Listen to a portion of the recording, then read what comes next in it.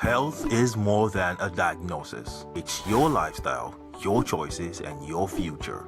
Join us on Inside Health, your weekly deep dive into the stories, science, and solutions shaping your well-being. From expert interviews to real-life journeys of healing and hope, we cover it all. One of the complications of cancer management or treatment is they have some of them at one point in time, you see them having anemia. Okay, so you see them at times being transfused. But at the same time, you come in with a diet. Nutrition, mental health, innovations in medicine, fitness, and everyday wellness. Whether you're managing a condition, staying informed, or just living your best life, Inside Health is your trusted guide. I'm Tigiti Agorom, and I'll be with you every week on Inside Health, only on Signature TV.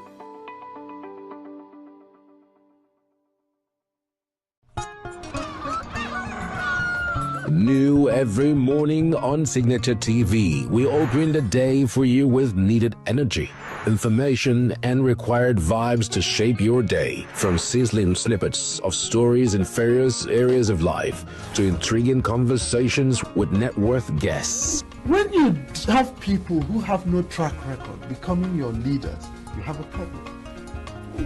There is no outstanding gratuity when Obi took over from me. I left, in all the accounts of Anambra State, 13.8 billion for him. Your day cannot be complete without Signature Morning on weekdays and Signature New Day on weekends. There is no better way to start your day except Signature Morning and Signature New Day every day on Signature TV.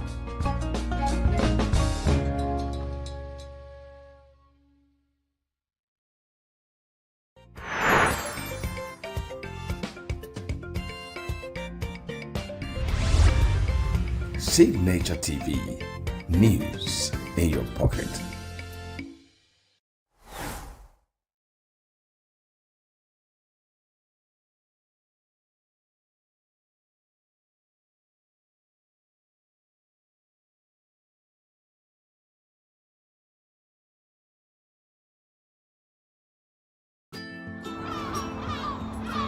Bright and early as the day breaks, as the newspaper headlines trail the stories that shape the day, we at Signature TV trail the headlines that trail the day. We interrogate the headlines. We analyze the stories that make the headlines. Why is overrated, and they even overrated themselves, and when you go see it, they are insensitive of some Nigerian children who have never had what they call CBT. With passion and emotion, we drive the conversation to change the narrative.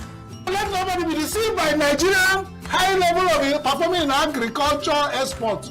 We are still where we are. Newspaper review on Signature TV every morning on Signature Morning weekdays and Signature New Day weekends. Newspaper review on Signature TV. We do not just review the headlines, we make the headlines relevant to our daily lives.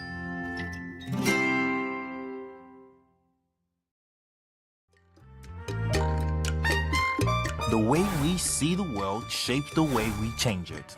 Gender isn't just a checkbox, it's a lens, one that helps us understand the world more deeply and act more fairly. Gender Perspectives, a program for those ready to see more, do more, and be more. Designed to challenge assumptions, ignite conversations, and build inclusive solutions across every sector of society. We are not, fighting the men. We are not saying we are equal in terms of rights. We're only asking they should recognize our existence. Join us on Gender Perspectives, showing every Saturday by 4 p.m. Repeat every Wednesdays by 5 p.m. and Thursdays by 3 p.m. Change begins with perspective. Let's widen yours.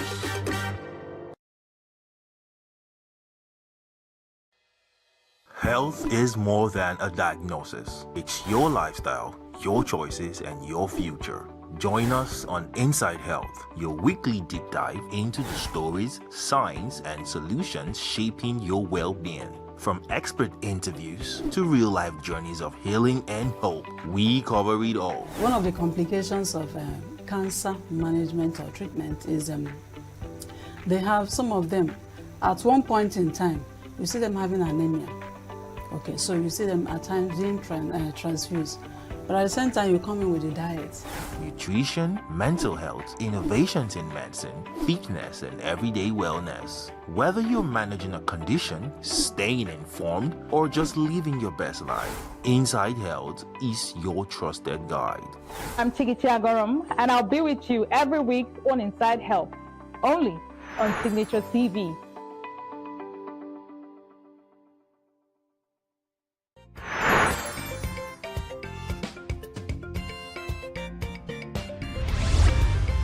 Signature TV, news in your pocket.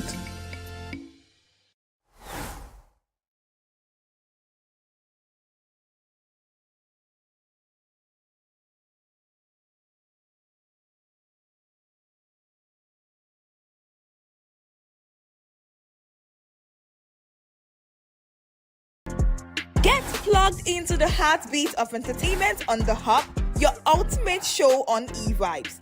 From trending stories and social media drama to top charting music, must-watch movies and exciting moments from the world of arts, we've got it all. Join us for unmissable conversations with your favorite entertainment personalities, plus fun segments every week. I should try harder, so... Okay, I don't know that one.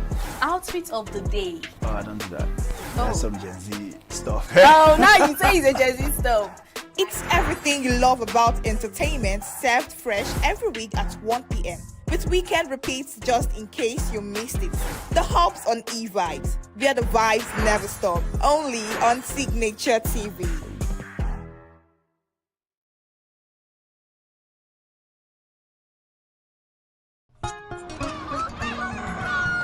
New every morning on Signature TV, we open the day for you with needed energy, information, and required vibes to shape your day. From sizzling snippets of stories in various areas of life to intriguing conversations with net worth guests. When you have people who have no track record becoming your leaders, you have a problem. There's no outstanding gratuity when Obi took over from me. I left, in all the accounts of Anambra State, 13.8 billion for him. Your day cannot be complete without Signature Morning on weekdays and Signature New Day on weekends. There is no better way to start your day except Signature Morning and Signature New Day every day on Signature TV.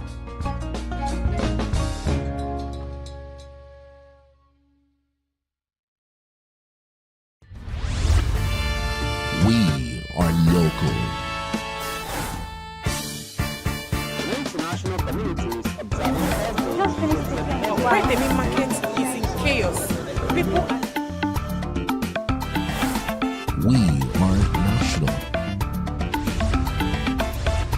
Those in support of this motion as amended, say aye. Aye. We have taken it through by default. We are international. Israeli airstrikes. Donald Trump left us the worst unemployment.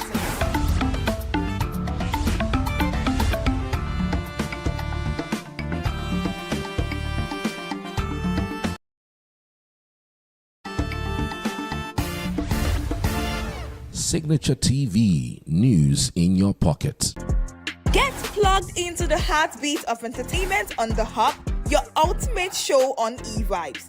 From trending stories and social media drama to top charting music, must-watch movies and exciting moments from the world of arts, we've got it all. Join us for unmissable conversations with your favorite entertainment personalities, plus fun segments every week. I should try harder, so... Okay, I don't know that one.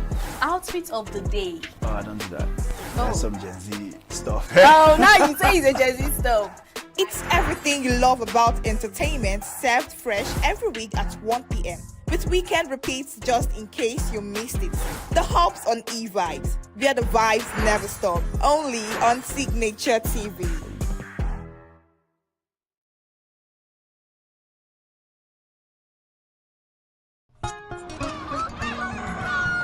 New every morning on Signature TV, we open the day for you with needed energy, information, and required vibes to shape your day. From sizzling snippets of stories in various areas of life to intriguing conversations with net worth guests. When you have people who have no track record becoming your leaders, you have a problem. There's no outstanding gratuity when Obi took over from me.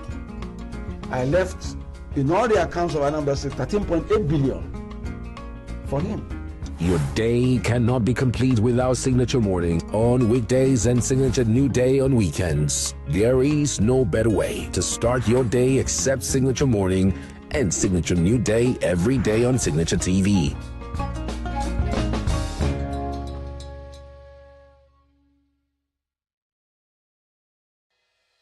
Health is more than a diagnosis. It's your lifestyle, your choices, and your future. Join us on Inside Health, your weekly deep dive into the stories, science, and solutions shaping your well-being. From expert interviews to real-life journeys of healing and hope, we cover it all. One of the complications of cancer management or treatment is they have some of them at one point in time, you see them having anemia. Okay, so you see them at times being transfused. But at the same time, you come in with a diet. Nutrition, mental health, innovations in medicine, fitness, and everyday wellness. Whether you're managing a condition, staying informed, or just living your best life, Inside Health is your trusted guide. I'm Tigiti Agorum, and I'll be with you every week on Inside Health, only on Signature TV.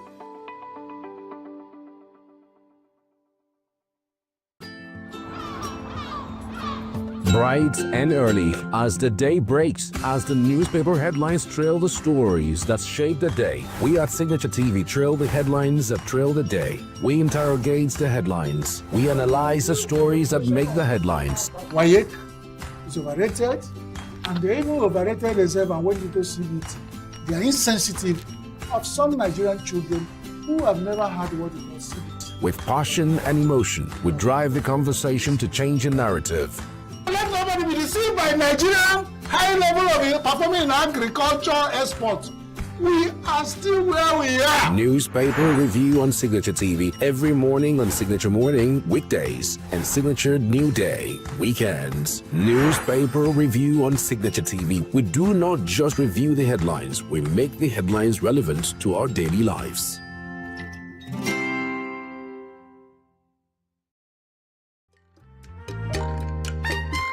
The way we see the world shapes the way we change it. Gender isn't just a checkbox, it's a lens, one that helps us understand the world more deeply and act more fairly. Gender Perspectives, a program for those ready to see more, do more, and be more. Designed to challenge assumptions, ignite conversations, and build inclusive solutions across every sector of society. We are not, fighting the men. We are not saying we are equal in terms of rights. We're only asking they should recognize our existence. Join us on Gender Perspectives, showing every Saturday by 4 p.m. Repeat every Wednesdays by 5 p.m. and Thursdays by 3 p.m. Change begins with perspective. Let's widen yours.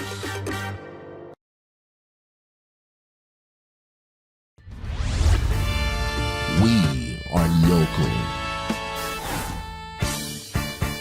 International communities observing every The market is in chaos. People are... We are national. Those in support of this motion as amended, say aye. Aye. we have taken the view by default. We are international. Israeli airstrikes. Donald Trump left us the worst unemployment.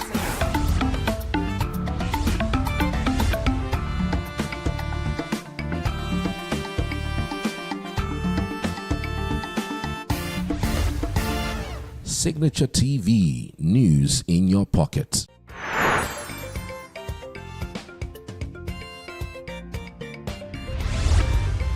Signature TV, news in your pocket.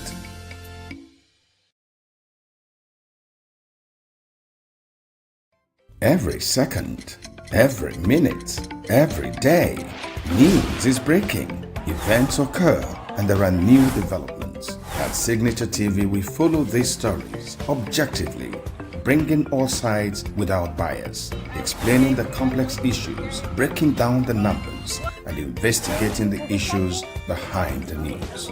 Anywhere and everywhere, near or far, wherever the news is, we will be there. Signature TV. News in your pocket.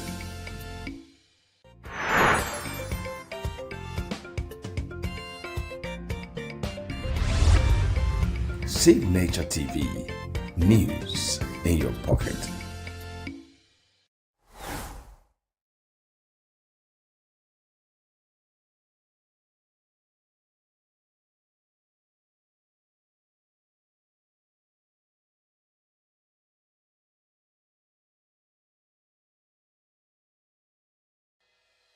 Health is more than a diagnosis. It's your lifestyle, your choices, and your future. Join us on Inside Health, your weekly deep dive into the stories, science, and solutions shaping your well-being. From expert interviews to real-life journeys of healing and hope, we cover it all. One of the complications of cancer management or treatment is they have some of them at one point in time, you see them having anemia. Okay, so you see them at times being transfused. But at the same time, you come in with a diet. Nutrition, mental health, innovations in medicine, fitness, and everyday wellness. Whether you're managing a condition, staying informed, or just living your best life, Inside Health is your trusted guide. I'm Chigichi Agorom, and I'll be with you every week on Inside Health, only on Signature TV.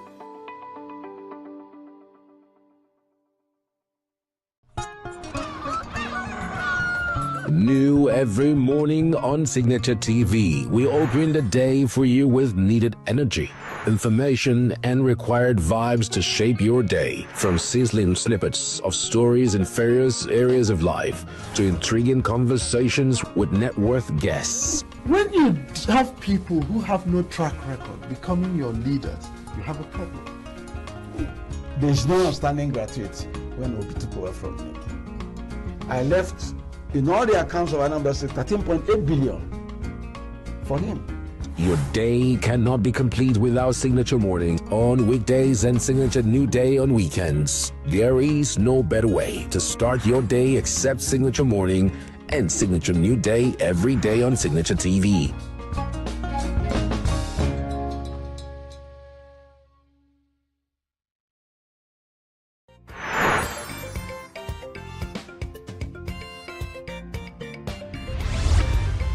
Signature TV. News in your pocket.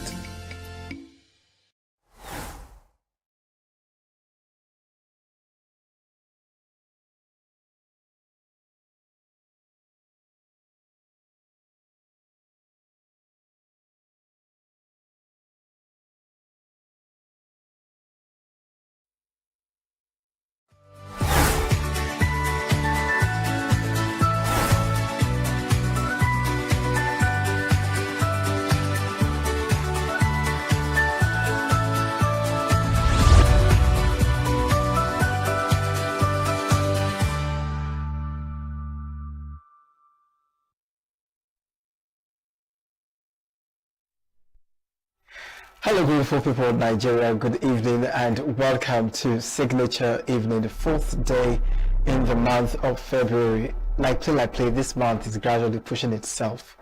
Alright, today is World Cancer Day. Alright, we're going to talk a bit about that just to create awareness and to help us appreciate the different initiatives that different NGOs have put in place to make sure that people are aware. Some NGOs are actually going out there to sensitize people on this very day. It's going to be an amazing time for us to discuss World Cancer Day.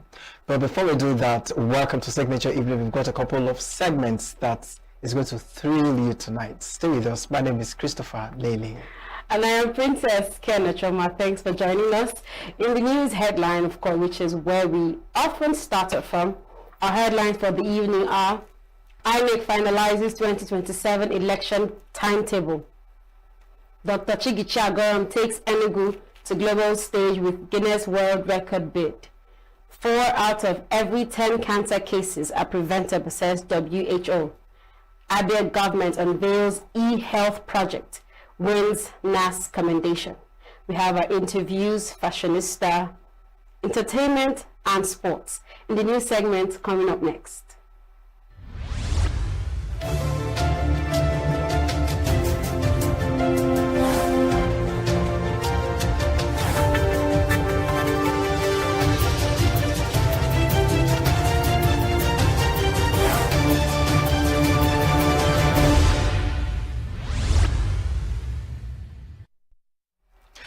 Despite the seeming delay in the passage of the amended Electoral Act currently before the National Assembly, the Independent National Electoral Commission, INEC, has assured of its readiness for the 2027 general election.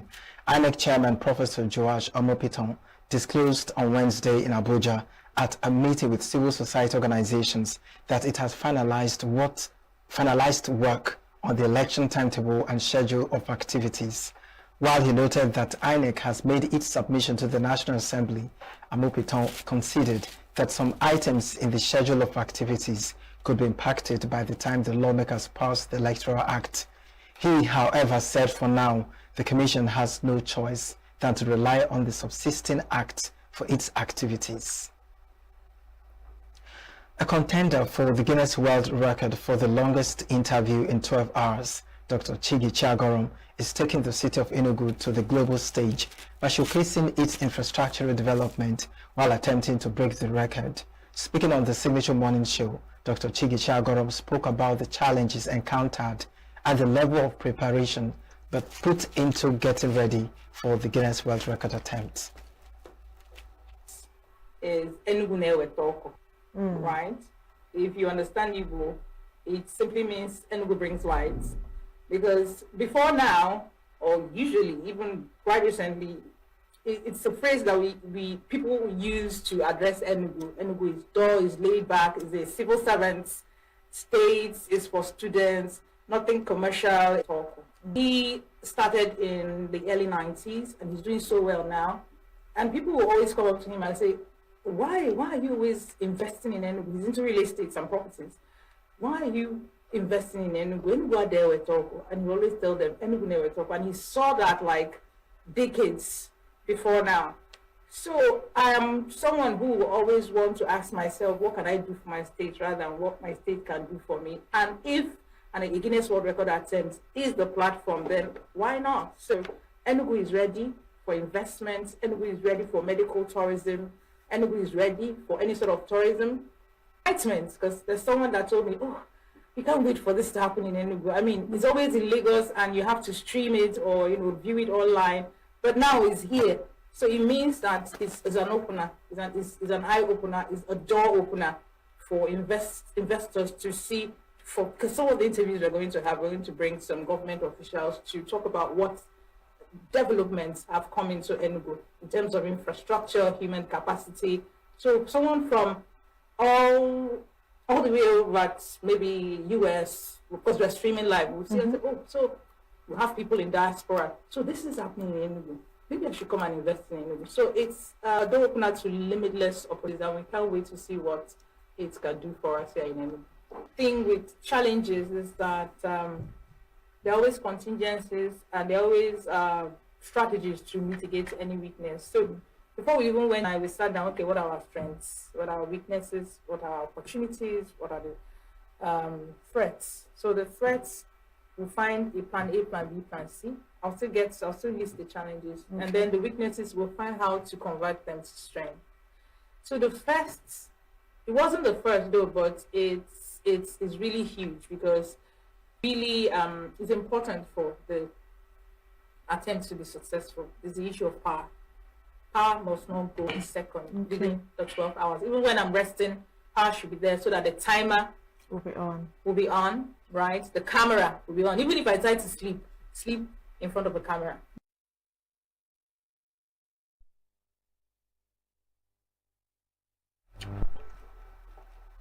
Dr. Chiagaram said the interviews will focus mainly on healthcare in the state and the various infrastructures put in place, while also addressing areas that are often not discussed. She encouraged people to always give their best in whatever they do, stressing that there should be no limit to what one can achieve with determination and hard work. So they are predominantly healthcare, and I'll tell you why. First, because I'm a healthcare person, yeah. Then secondly, when you take a critical look at development in ENUGU, especially during this administration, you see a lot of healthcare footprints and development. For example, the renovation of the state teaching hospital, you need to go there and see what the government is doing. Secondly, the 300-bedded specialist hospital that is coming up, and it's international. There's also an international diagnostic center that is also towards Ebano Tunnel. That is also upcoming. And then finally, there's the 260 primary healthcare units across all wards in Enugu State. So I feel we should amplify that. I see Enugu as a state where medical tourism will become a thing, where people will be like, oh, where can I get the best surgeons? Or where can I get the best cardiologists or pediatricians or best labs or things like that, best hematologists? And they'll be like, oh, Enugu, they have something good. It's predominantly healthcare. However, it's not only healthcare that man shall live by. So we're talking tech, we're talking fintech, we're talking AI, entertainment, we're talking relationships, cuts across. Politics. Thank you. Be careful with politics. Thank you. Be careful with politics, but compartmentalize yourself, know how to manage your time, and you will do well. You don't have to feel overwhelmed. And just know that there is something for you. And if you put your mind to it, you are disciplined, you're consistent. The world is just, your stage to play with. So you might be feeling that I can't tell you my age, but you might be feeling that your time is past and you're no longer young and things like that. Well, that's not true.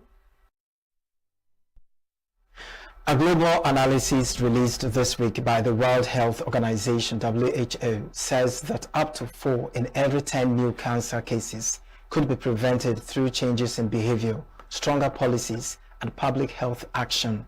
The findings published to coincide with World Cancer Day on February 4th, 2026, draw on a Nature Medicine study that analyzed data for the 185 countries and 36 cancer types. According to the report, about 37 of the 18.7 million new cancer cases in 2022 were linked to modifiable risk factors such as tobacco use, infections, and lifestyle exposures. Tobacco remains the single largest preventable cause of cancer for roughly 15% of new cases globally. The report shows other major contributors include infectious agents such as HPV and Helicobacter, which together make up about 10% of cases.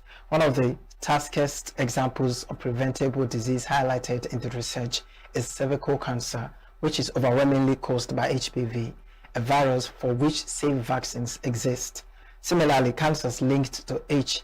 pylori infection, which can be treated or prevented through improved sanitization and medical screening, were also prominent. The WHO analysis also found significant differences in preventable cancer burdens between regions and sexes. In men, about 45% of cancers were attributed to modifiable factors.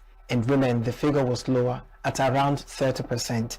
Regional estimates varied widely, with areas such as East Asia, Latin America, North Africa, and West Asia showing different patterns of preventable risk exposure. The WHO is urging governments and health systems worldwide to scale up proven interventions, from tobacco taxation and public smoking bans to vaccinations and air quality improvements. The Abia State government has launched the Abia Electronic Health e-Health project, a bold move to digitize healthcare delivery and replace paper-based medical records with a modern, technology-driven system. Commissioner for Information Oke Kanu, who who announced this at a press conference in Umuahia, said the State Executive Council had approved the scheme. According to him, the e-health initiative is a flagship component of the administration's drive to build a digital ecosystem that improves service delivery across all sectors of governance. He explained that the project integrates telemedicine and other digital health solutions to expand access to quality healthcare and improve operational efficiency. The initiative is being implemented in partnership with eHealth and Life Health Hubs. Okekano also revealed that Abia State recently earned commendation from the House of Representatives Committee on Health Services led by Amos Malaje during an oversight visit to the state. According to him, the committee assessed ongoing reforms in primary health care and universal health coverage and rated the state highly, praising Governor Oti's performance in the health sector. Prince Kanu further announced the formal launch of the measles and rubella vaccination campaign, flagged off earlier on Tuesday by the wife of the governor, Priscilla Oti. He said the campaign targets children aged 9 months to 14 years and will be implemented across primary healthcare centers, schools, and other health facilities statewide. And that's it on the news segment. Stay with us for Fashionista.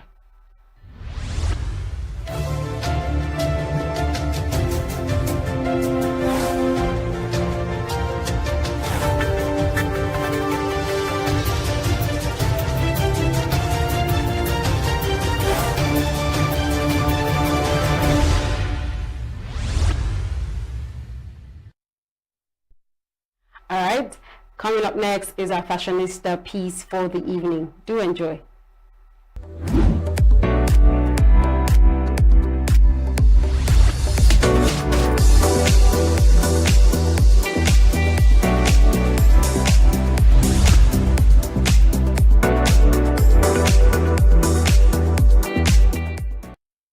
Welcome to Fashionista. African fashion is breaking boundaries, establishing itself as a global force. Designers are blending traditional craftsmanship with modern innovations, creating collections that shine on international runways. From Lagos to Paris and New York, African aesthetics are shaping trends, promoting sustainability and redefining luxury, while leading conversations on inclusivity, ethics, and creative excellence. The following is a list of the first 10 of designers and brands rated top in Africa for their creativity and peculiarity to crafts.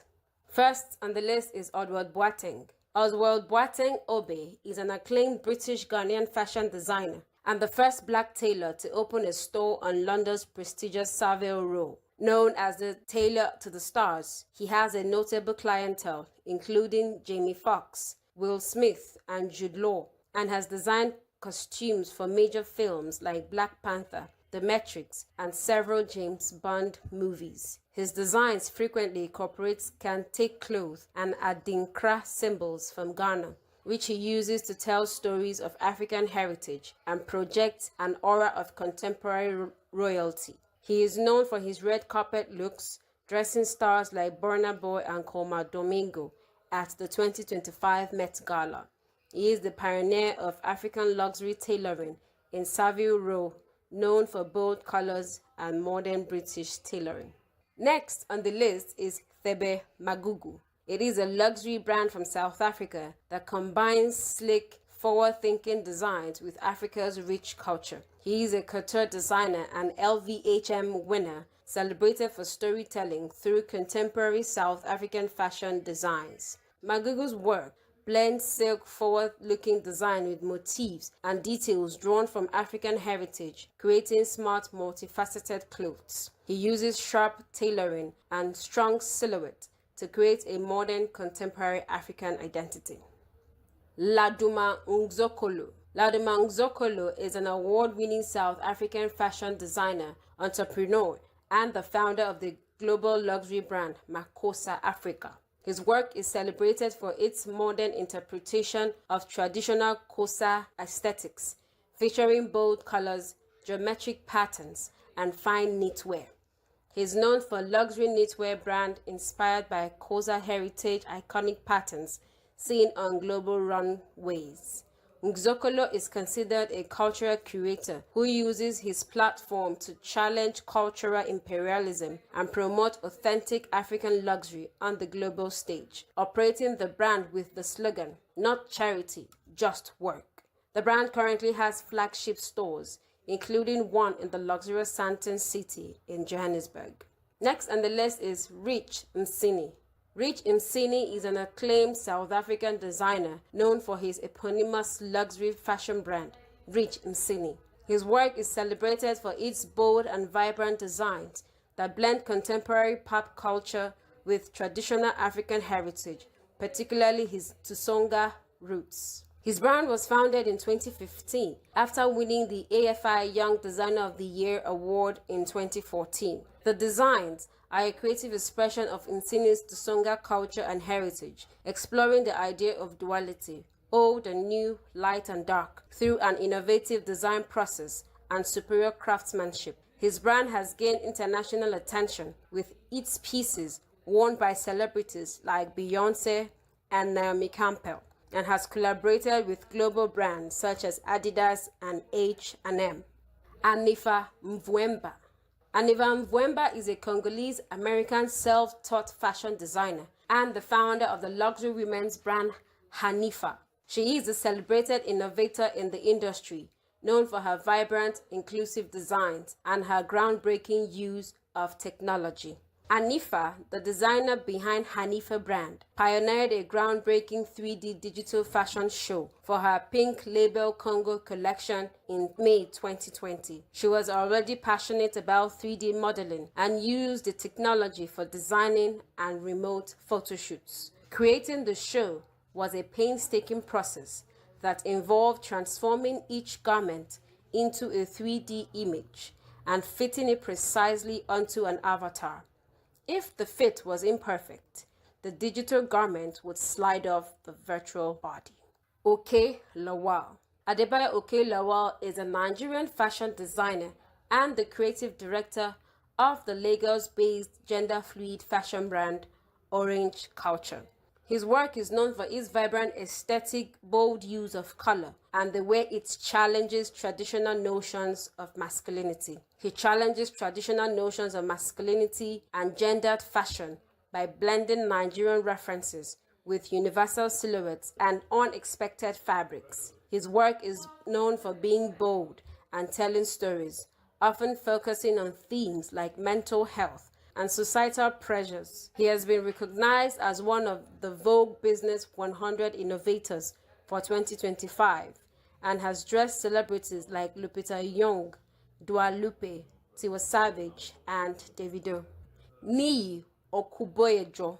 Niyi Okuboyejo is a Nigerian-American fashion designer and the founder of the globally recognized menswear brand Post Imperial. His work is known for celebrating artisanal craftsmanship and utilizing traditional Nigerian techniques, particularly the Yoruba Adire dyeing process, to create modern wearable collections. He specializes in menswear brand blending African textiles like Adire with contemporary global streetwears. His work focuses on merging traditional African artistry with modern global fashion sensibilities, aiming to create a new narrative for African design.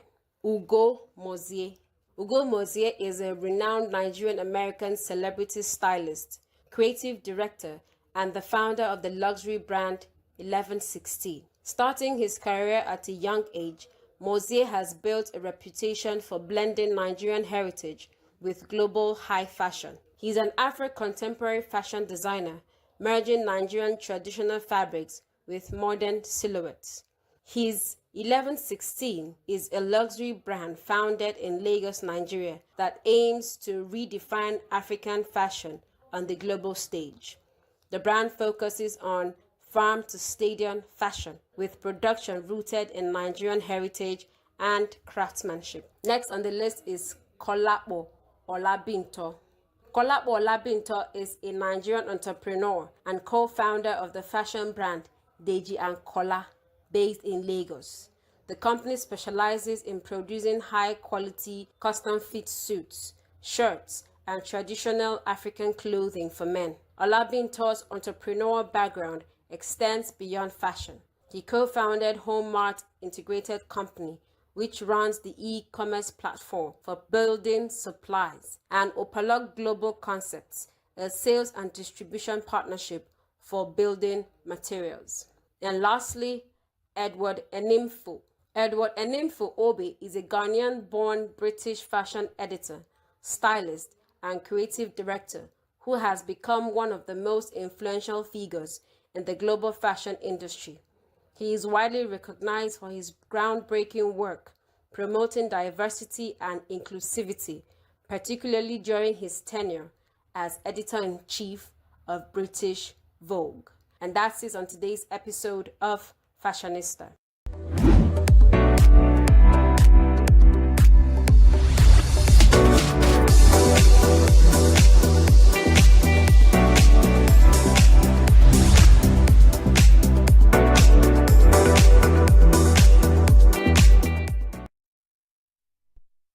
Up next is an entertainment and sports package for the evening. Do enjoy.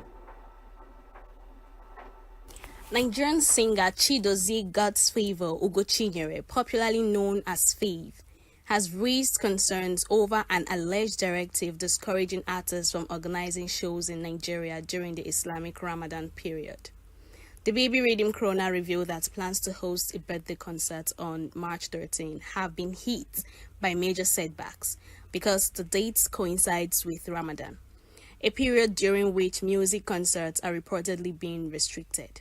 In a follow-up post, Faith disclosed that several promoters have repeatedly turned down her proposed show solely because it falls within the Ramadan season. Expressing her frustration, the singer questioned why Ramadan should affect her career or business, noting that she is Christian and had little awareness of Ramadan practices until her late teenage years. Veteran Nigerian comic actor Wale Akorede, popularly known as Okunu, has called out popular marketers Olaska Films over an unpaid job. Speaking in a recent interview, the actor stated that he hasn't forgiven Olaska for his refusal to pay for a movie he produced for him some years ago. Narrating the incident, Okunu, who tagged the unpaid money his sweat, noted that he didn't get a dime from the money made from the movie he produced, directed and played lead roles. Nollywood actress Tonto DK has sparked widespread reactions online after sharing a video of her son, King Andre, reuniting with his father, Olakunle, following a long period of strained relations. The video posted on her verified Instagram page captured a quiet emotional moment between father and son in what appeared to be an office setting. Though no words were audible, their body language suggested a heartfelt reconnection that resonated with viewers.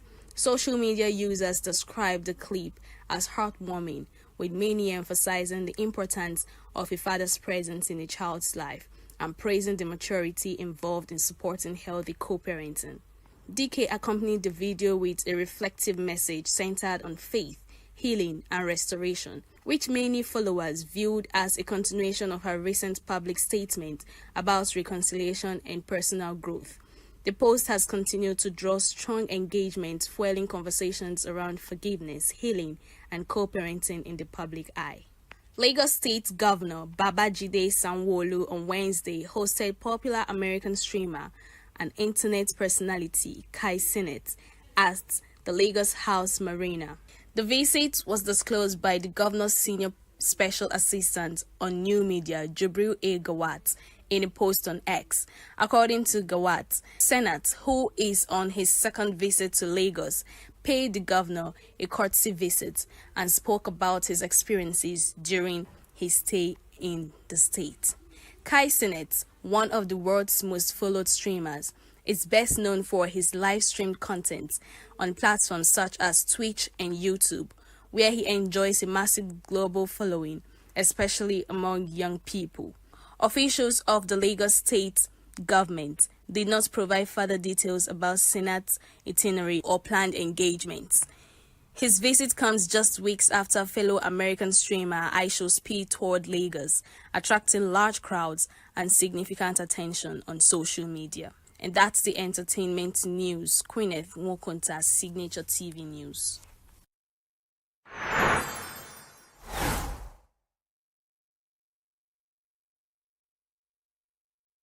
Ahead of the decisive final round of the FIFA Under-20 Women's World Cup qualifier, the Senegal Under-20 women's team arrived in Nigeria on Wednesday to face the Falconets. The young Lioness departed Dakar on Tuesday en route to Lagos as preparations intensify for the high-stakes encounter between both West African rivals. The first leg of the qualifier is scheduled to be held on Saturday, February 7 at the MKO Abiola Stadium, Abeokuta, where Nigeria's Falconets will look to secure a strong home advantage before the return leg. Both teams are targeting a place at the FIFA Under-20 Women's World Cup, making the tie a crucial test of ambition, preparation, and regional supremacy, with qualification on the line for the winner. Super Eagles star Ademola Lookman completed a high-profile move from Atlanta to Atletico Madrid in a deal worth €40 million. The 28-year-old forward arrives in the Spanish capital following a stellar stint in Italy, marked by individual accolades and European success. Before departing Bergamo, Lookman shared a heartfelt farewell to the Atlanta faithful, expressing gratitude for his transformative years with the club. His time in Serie A saw him rise to global prominence, securing 14th place in the 2024 Ballon d'Or rankings and winning the CAF Player of the Year award. The race to become the next head coach of the Gabon national team has intensified, with an overwhelming response from aspiring candidates across the football world. No fewer than 605 applications have reportedly been submitted to the vacant Panthers head coach position, highlighting the growing interest in leading one of Central Africa's most prominent national teams. Sources confirmed that the Gabonese Football Federation has constituted a special selection committee tasked with reviewing all applications and conducting a thorough evaluation process. The committee will shortlist qualified candidates and identify the most suitable coach to guide the Panthers into a new era. The appointment is seen as a strategic decision for Gabon's football future, with expectations high for a coach capable of rebuilding the team, developing local talent, and restoring the country's competitiveness on the continental stage. The Confederation of Africa Football (CAF) is set to conduct the quarter-final draw for the 2025/2026 CAF Champions League and Confederation Cup on February 19. According to information gathered, the draw, which will also outline the full route to the finals for both competitions, is likely to take place on either February 19 or 20 as CAF works to align its congested calendar. The African Football Governing Body is currently racing against time to conclude all club competitions before June, a move aimed at creating sufficient room for national teams to shift focus to preparations for the upcoming FIFA World Cup qualifiers and international engagements. The quarter-final will determine the match-ups, potential semi-final pairings, and the path to the finals in both continental tournaments, setting the stage for the decisive phase of Africa's elite club competitions. Further details on the venue and format of the draw are expected to be communicated by CAF in the coming days. In tennis, Nigeria's table tennis icon Aruna Quadri has slipped from his long-held position as Africa's highest-ranked player in the latest International Table Tennis Federation (ITTF) World Rankings released on Tuesday. Quadri dropped one place to 34th globally with 875 ranking points, allowing Egypt's Omar Assar to reclaim the continental #1 position after climbing to 33rd with 976 points. The change marks another chapter in one of African table tennis' most enduring rivalries, with Quadri and Assar having dominated the men's game on the continent for close to a decade. Quadri, celebrated for his powerful forehand and fearless attacking style, has been a consistent standard-bearer for Nigeria at major international competitions, including multiple ITTF World Cup appearances and Olympic Games. However, a run of mixed results on the World Tour in recent months has affected his ranking, opening the door for Assar's return to the top. In cricket, defending champion Australia are out of the ICC Under-19 World Cup 2026 after a 27-run defeat against arch-rivals England in the high-voltage semi-final at the Queen's Sport Club in Bulawayo on Tuesday. Australia's keeper Oliver Pick's fighting 100 went in vain as the team chased a competitive target of 278 runs. This is the third time England has qualified for the Under-19 World Cup final after 2022 runners-up and 1998 winners. Australia, who are the defending champions, were bundled out for 250 runs in 47.3 overs as they fell short of the target. 40 needed for Australia, 42 overs left. How do you think? Well, that's through, and this outfield is lightning. That will race away to the boundary. Again, there's that short ball. And certainly an intention. I think for Hogan, at this point, he's probably going to be thinking. Caught. Ben Dawkins at mid-wicket takes a sharp catch. That's Sports News on Signature TV. I am Christopher Lely.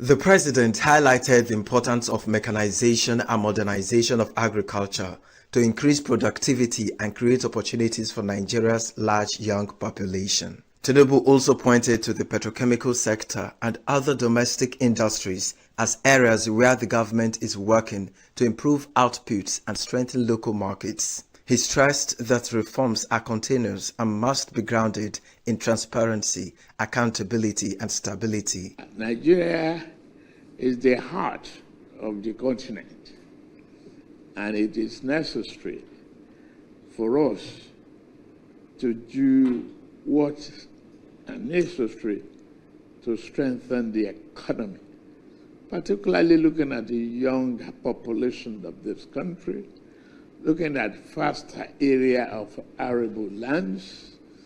How do we employ mechanization and make agriculture easier? I've embarked upon that. There will be zonal mechanization centers to help the farmers, working on the seedings that we enhance the program, whichever way World Bank can come in on seedings. Now that our petrochemical industry is getting, good output, so how do we help the farmers to convert local market for fertilizers to improve their yields? Anna Berde commended Tinubu's administration for its consistent and steady approach to reforms over the past 2 years and emphasized the importance of job creation, particularly for the Nigerian youth. She highlighted the World Bank's financial support for Nigeria, including public sector financing of $17 billion, private sector support of $5 billion through the IFC, and investment guarantees exceeding $500 million. These instruments, she said, are aligned with Nigeria's reforms, including trade, digital initiatives, and inflation management to stimulate private sector growth and human development. Earlier, the Minister of Finance and Coordinating Minister of the Economy, Wale Edun, said the meeting came as Nigeria and the World Bank were finalizing the country's partnership framework for 2026 to 2032. He described the engagement as a reflection of a shared commitment to deepening a partnership that had evolved into a collaborative agenda for structural transformation and sustainable growth. We are moving towards your target of a 1 trillion GDP economy, hopefully by 2030. And in the meantime, we're aiming for 7% per annum GDP growth. The World Bank has been witness, amongst others, to all the macroeconomic measures taken to remove distortions, stabilize the economy, and now consolidate. And of course, the rating agencies, amongst others, have recognized the progress made.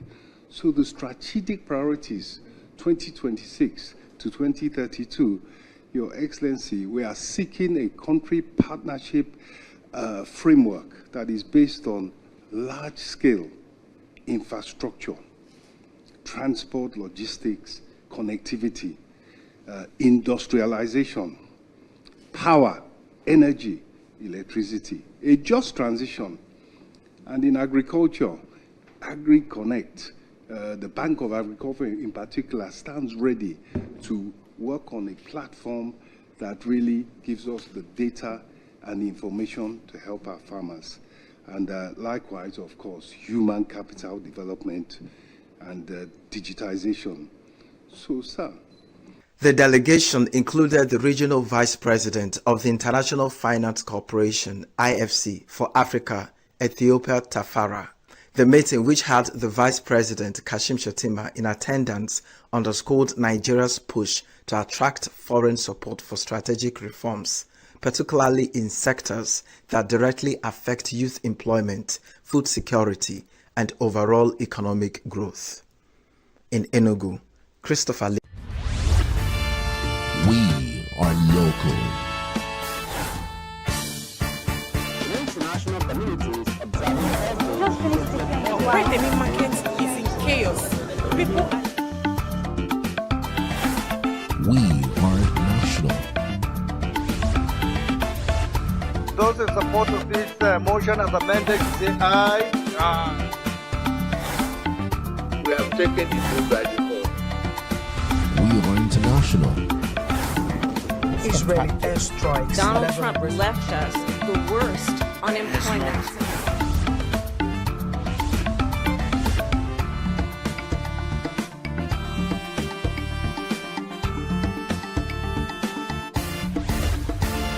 Signature TV, news in your pocket. This is our first interview for tonight, and we'll go straight into it. The Southeast Vision 2050 Regional Stakeholders Forum is a significant three-day strategic convening currently underway at the International Conference Center in ENUGU, organized by the Southeast Development Commission, SEDC, in collaboration with the Office of the Vice President of Nigeria, launched on February 3rd, 2026. This forum brings together public and private sector leaders, development partners, policymakers, traditional institutions, and other key stakeholders from across the Southeast region to craft a long-term evidence-based development roadmap aimed at transforming the socio-economic landscape of the 5 states, Abia, Anambra, Ebonyi, Enugu, and Imo, towards 2050, with a focus on strengthening infrastructure, driving industrial growth, and deepening human capital development, and attracting sustainable investment. The forum seeks to foster regional integration and chart a shared path to sustainable prosperity for the Southeast. To help us unpack the goals, expectations, and long-term impact of this landmark gathering, we are joined tonight by Chima Christian, one of the speakers at the Southeast Vision 2050 Stakeholders Forum. He is also the co-founder and CEO of Teva Foods, a company playing a key role in driving innovation and value within Nigeria's food and agribusiness space. Hello, Christian. Good evening and welcome to the program. Good evening and thank you for having me here. Great to have you. Thank you. Thank you so very much. All right, so let's get to know this Vision 2050, the Southeast Vision 2050. We are looking at it from the bigger picture. What does it stand for this region at this particular time? Well, thank you so very much for that. The southeastern part of Nigeria is a geopolitical entity. It was formerly Eastern states, then created into multiple other states. Then at some point, we now have Southeast bifurcated from the South-South, when the 6 geopolitical zones were created. Southeast Development Commission came on the heels of a popular demand immediately after the end of the Civil War that there should be some form of reconciliation, reconstruction, and all of those other things. Now, successive governments have played their part, but I think it pleased the Tinubu administration to finally be that government that signs into law the SEDC Development Bill and then to inaugurate that team. But what you have is that there is the regional aspiration of the people, but you have 5 different governments driving that at the subnational levels. So what SEDC is trying to do by crafting this Southeast Vision 2050 is to bring together all those disparate units, because as a single market we could do better, and there are some shared infrastructure that each of the states may not be able to tackle alone.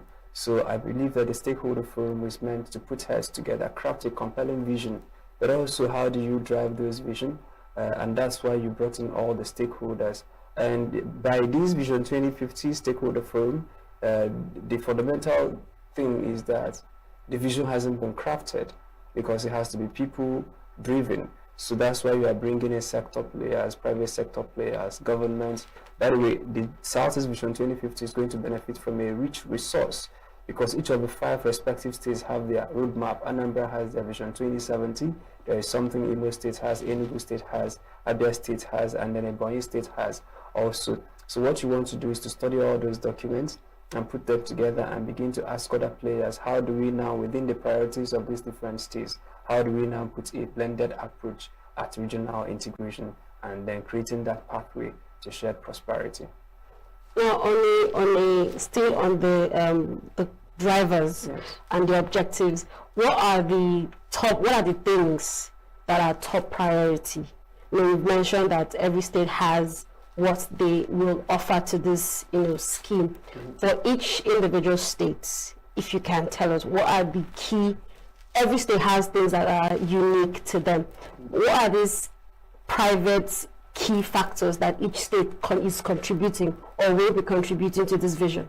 So you see, if you had attended the events today, you begin to see that those, for instance, you could use Ebonyi State for agro and agro-processing hub of not just the Southeast region, but from Ebonyi State we can reach out to the west of Africa and even a larger part of the Sahel in Africa. So that's a pure agric and agro-processing hub.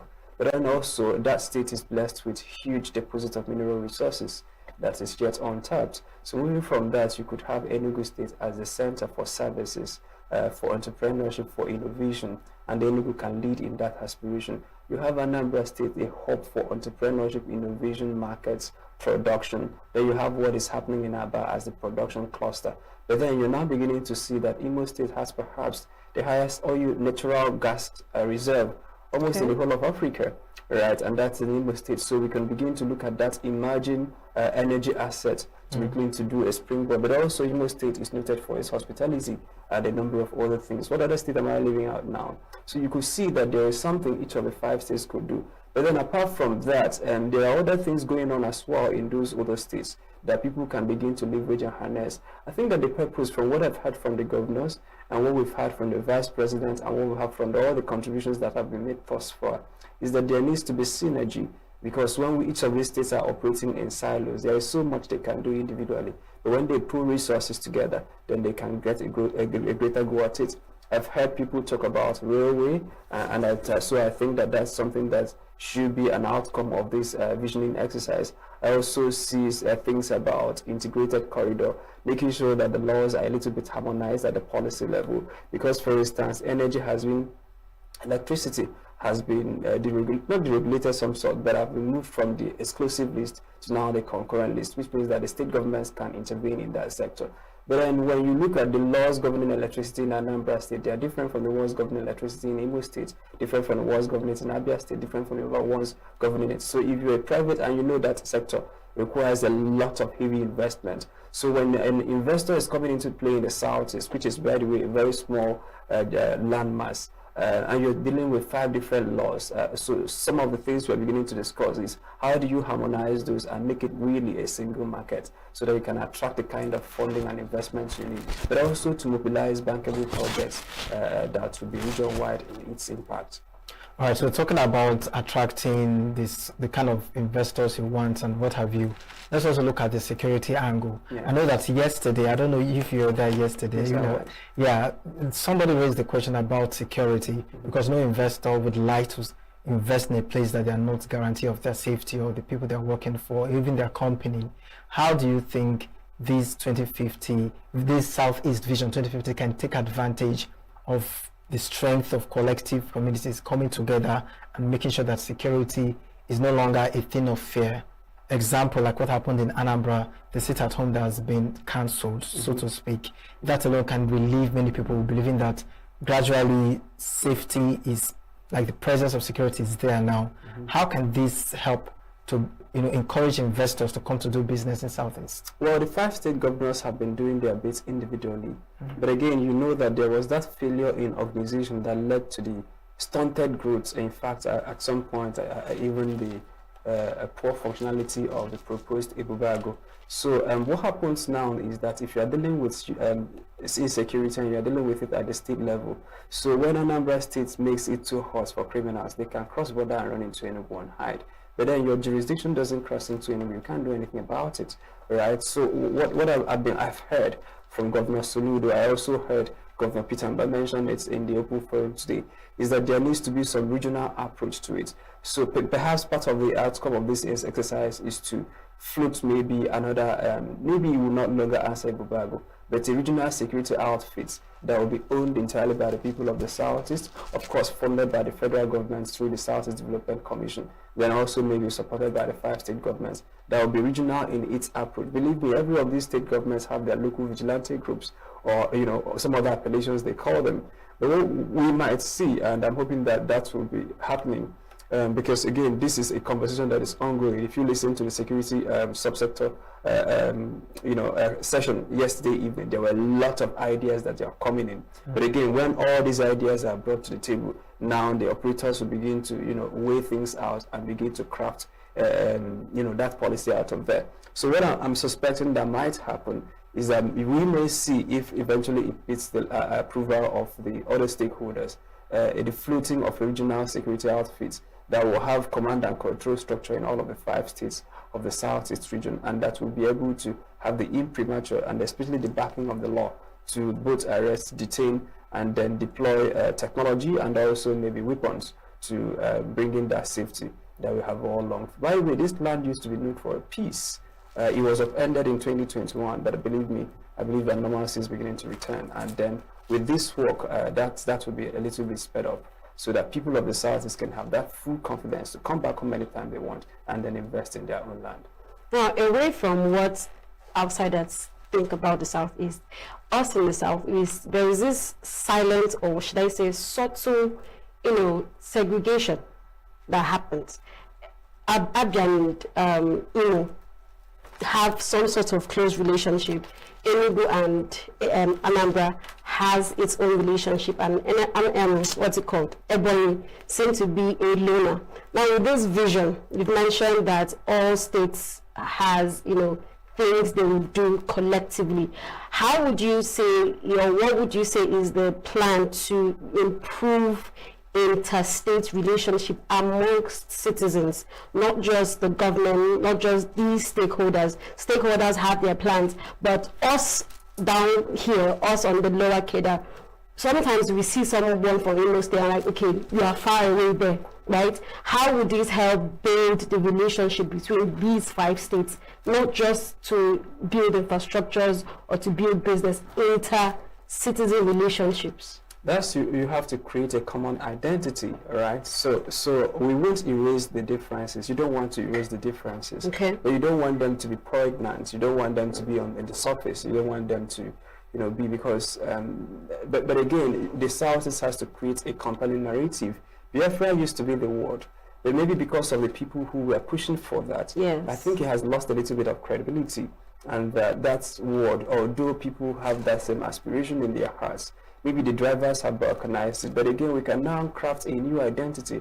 As not, you're not from Anambra, you're not from Imo, you're not from ENUGU, you're not from Abia or Ebonyi, that you are a Southeasterner. But then, even if that Southeasterner is not a compelling identity enough, then we can use that Igbo identity to identify that this person is Igbo. But the thing you're talking about doesn't just happen at the state levels. It also happens at the micro levels. For instance, you won't believe it that even in our kindred, kindred meetings, after yes, the states. So kindred meetings, we still see some people as Ugo and Mbana. What that means is that there are people who live further up, and then there are people who live further down. And then again, there are also people who claim that they are the original owners of the kingdom, and then others were migrants, that their great-grandfathers migrated from whatever. So you begin to see that some of these segregations also, politics heightens it. Okay. Because during political campaigning, you begin to hear things like, oh, these people have gone, these people have gone, these other people. So we have eloquent politicians who come to remind us of our differences. And they make only these reminders when it suits their agenda. I'm happy at what happened today. You could see that the 4 governors are there present, one represented. That of the Imo State was represented. Again, there hasn't been that much of seeing these 5 governors in one room because our region is quite resilient, but what we are predisposed to is that rabid individualism, where each of us want to do and survive on our own, so we don't feel that need to collaborate. So Southeast Development Commission, through this Vision 2050 stakeholder forum, has demonstrated that it can indeed bring all the stakeholders in one room, right? Maybe from there we can begin to craft that compelling identity. We could also begin to collaborate amongst ourselves. But I tell citizens that we have the same pains, we face the same insecurity, we face the same things, so there is no need to divide among us. We are the same people. But again, those prejudices were some of the things we inherited. But again, our generation, we owe it to ourselves to query those assumptions and make friends and relationships across board, irrespective of. The Southeast is a small geopolitical zone. That is small, I mean, in terms of landmass, not in terms of the quality of the human beings. I don't see much differences. We are almost homogeneous in our approach to worshiping God. We are almost homogeneous in language. Dialects may be a little bit different. So I don't see why we can't understand each other and build things together. So I'm looking forward to that time when some of these differences you mentioned will still be there, but will not be prominent. So we've talked about the different angle that this Vision 2050 can come in and scale up the Southeast. The Southeast is known for entrepreneurship and trade, right? How can this Southeast Vision 2050 scale up the strength, for them to compete globally in business industries? So if you've heard, I don't know which of the speakers today, my memory has failed me to pinpoint the exact presentation, but someone says from trade to making it. So what we do is that we trade products sometimes made by others. So if you look at the trade or the data of what we're trading, we import from other places. But every time we import, we're exporting jobs because people from other places made it. Maybe we should now make the Southeast a regional manufacturing hub, not just of the nation, but also of West Africa and indeed the whole of Africa. So I'm looking forward, and then there has been proposals concerning gas pipelines, cheaper access to electricity, more stable power supply, then also longer term financing, and then patient capital. So I'm looking forward to a time where Southeasterners will no longer be trading what others make, but then they will be making their products and then exporting to the world. We are exporting our culture, we are exporting our wisdom, we are exporting our knowledge. But again, we now have to sit down and make these things that other people make. I'm happy with some of the pilot programs that have started with companies like Inosin or Motors, who are making cars. You won't believe that some of those cars have gotten to other African countries. It's a good pointer to what we could do. But then there are other sectors that we have to own. And one of the easiest ones I see is agriculture. That was why I was elated at the agriculture session of the whole conversation yesterday. You could see the ideas and panel, you could see what we have. Despite the fact that we say we are the least in terms of land mass, there was a comparative analysis between what we have in terms of land mass and what Israel has, and what Israel is producing and what we are producing. So we don't just say we don't have land. We have, but we're not making good use of the land we have. And then there is this notion that our land is not fertile. No, if you look at where Nigeria is situated and you will now see, I have a farmer, I farm in the southeastern part of Nigeria. I also have products in the middle belt of Nigeria, and I can tell you comfortably from my own experience that the southeast has the most fertile ground in the whole of the country because of how it's situated. But then, because fertilizers are not that much of a thing here, I don't know how many people down here have seen fertilizers, but you can't farm up north without it. Right, so when we compare our produce with people who fertilize theirs, we now are left that say our own doesn't make, but our ground still produce things without fertilizer, right? So I'm thinking that, and that sector is, according to Governor Winfrey, the data he released, a sector that is already employing 40% of our population, of our engaged population, right? So if that sector has given 40% of the populace employment, but the thing is that the number of people in that sector is not translating into actual produce on the ground, because we are using subsistence farming, we are using old methods. Our produce per acre is not, even nationally competitive, let alone globally competitive. So I'm looking forward to that time in the East where we pay a renewed attention to agriculture, not just for making money and exporting to the rest of the world, but also for sovereignty. Not to recount old wounds, but we have a history with the Civil War, and we know how it ended. Yes. It's painful that years after that, this region is not food secure, that we can't say that we are food sovereign, that we all depend on other parts of the world or other parts of the country to produce our own food. I think it's a matter of survival to have that food security as a matter of subnational or even regional. Becoming that regional superpower means that we have to feed ourselves and feed our population. And that's what I'm looking forward to. Now, with this ongoing conference, you could see that you would tell that there's so much expectations, but for every proposed plan, there's always, impending challenges. First, Ella, you mentioned that it's been difficult to get all 5 governors in one room in the past couple of years, and then there's this, dependence on the North for food and agricultural produce. Aside these two, what would you say are major challenges that could mitigate against this 2050 vision? And if they are stated, what is being done to avert them? I think we're living at the cusp of history. That's what I told one of the organizers of the event. What we are doing now, people have tried to do it 60 years ago. They did not succeed. What we're trying to do, people have at least tried to do that 27 years ago. Even the law that was passed, successive national assemblies, that this has been brought up. It was discussed and was not done. So it was brought up, discussed and was not done. Brought up, discussed and was not done. So there's a reason it's happening now. There's a reason that there's this renewed interest in partnering together. I believe we've been doing this rapid individualism for a while now. Now we've seen that we can't move further with this. So I think that there is that. So you can propose an idea before its time. There are businesses who came out before their time and they didn't make it, but those who came out at the right time seem to have made impact. So I believe that we're sitting at the cusp of history. Now, that does not mean that all the things will just fly out naturally. There's a lot of hard work to do, but I believe that if we put in the effort, that these goals will be actualized. Many people who have tried to envision what we're doing today are no longer there, so we owe it to them and then to the coming generation to make sure that this is not just a visioning exercise or a plan on paper, but that the birth of a new Southeast is springing forth from this event, and I'm looking forward. I know Mark Okwe, who's a young man driving SEDC. I know him personally. He's my friend, but again, I've watched him work closely, and I see his heart, his set of values. I also see the kind of energy he has. I also see the kind of wisdom he has.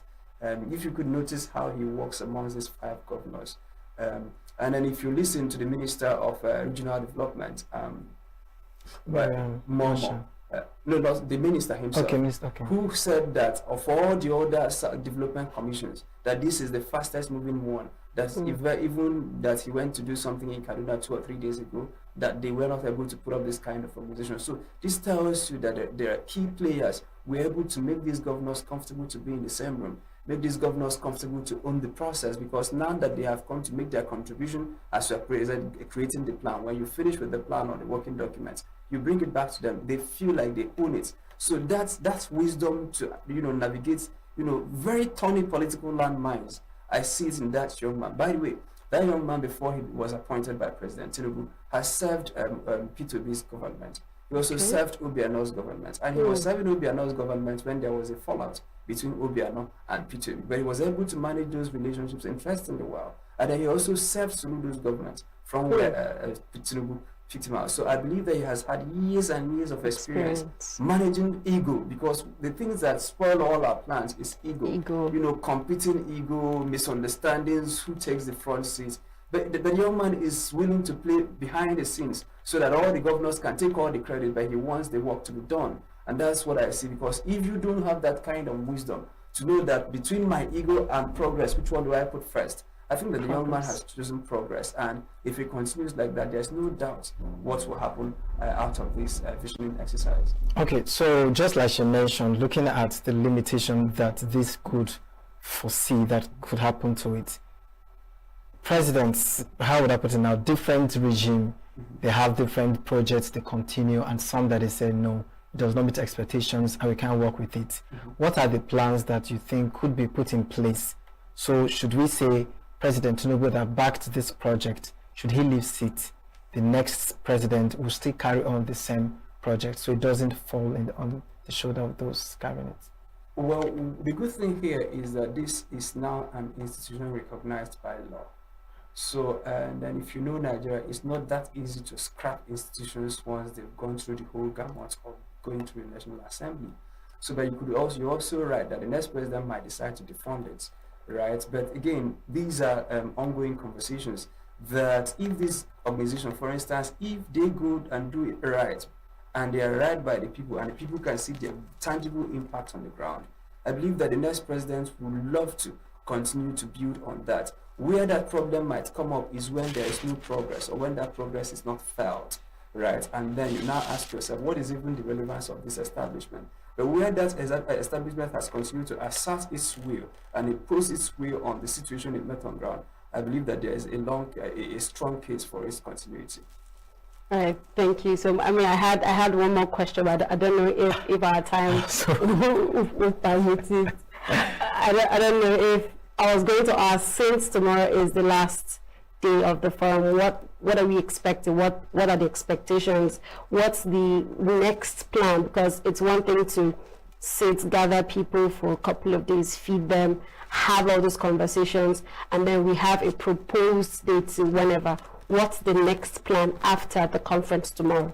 The conference extends till Saturday. Saturday, okay. So that's when, but the technical sessions are likely, the technical sessions will continue till Saturday. Okay. But then after Saturday, if you heard Mark Okwe, who is the MD/CEO of Southeast Development Commission, he has said that the working document should be ready in 6 to 7 weeks. Okay. So what you can bet on is that in 7 weeks, that the outcome of this conversation will be presented as a plan. The first draft of the plan, then you take it around to all the stakeholders, take it to the governors, take it to the private sector, take it, and then they make their input, and then you clean up the documents. And so Southeast has now a plan that is entirely made by Southeasterners, owned by Southeasterners. Then you now move to the second leg of it, which is execution. Which is, what are the priority projects? What resources do we have? And how can we begin? There is no way you will do all of these things at once. But when we have a plan, then you now begin to prioritize the what comes first. Yes, what comes first. So in the next 7 weeks, be sure that there will be a first draft of a document. Maybe after 3 or 4 weeks from that. So in the next 10 weeks, you should have a clean copy of that document. And then from there, maybe towards May, June, you could begin to see immediate implementation of some of the things there. But also mind you that this is the year before the elections. Yes. That a lot of the political things will slow down activities. So that is to be expected. But then, thankfully, they are insulated from that a little bit.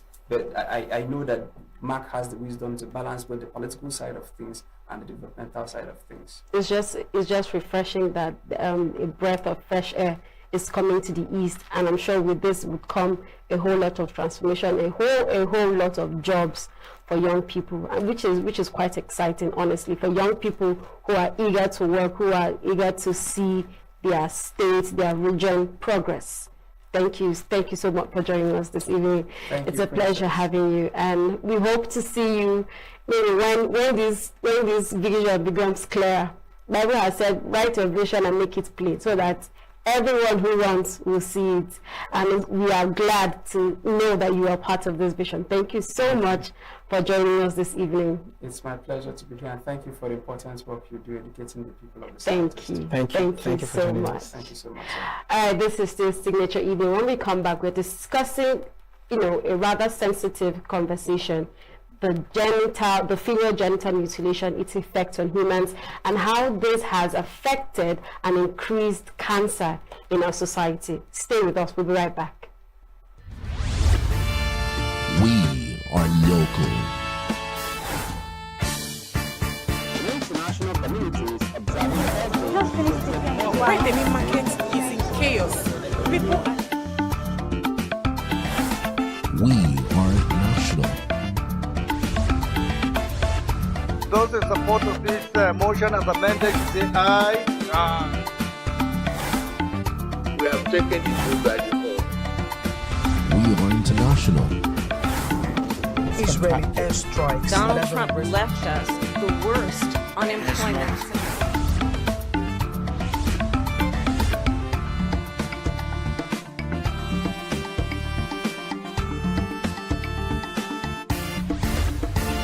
Signature TV, news in your pocket.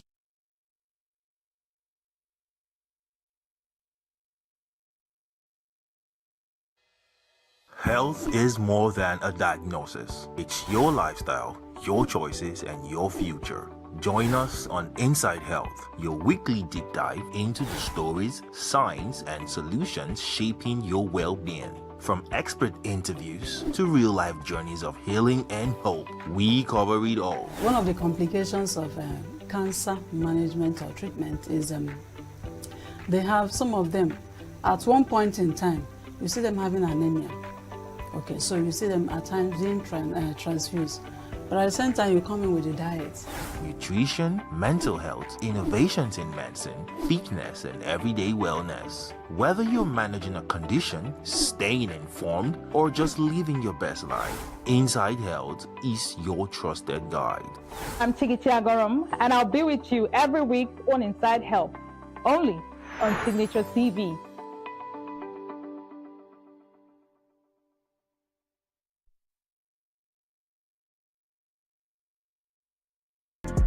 Get plugged into the heartbeat of entertainment on The Hub, your ultimate show on eVibes.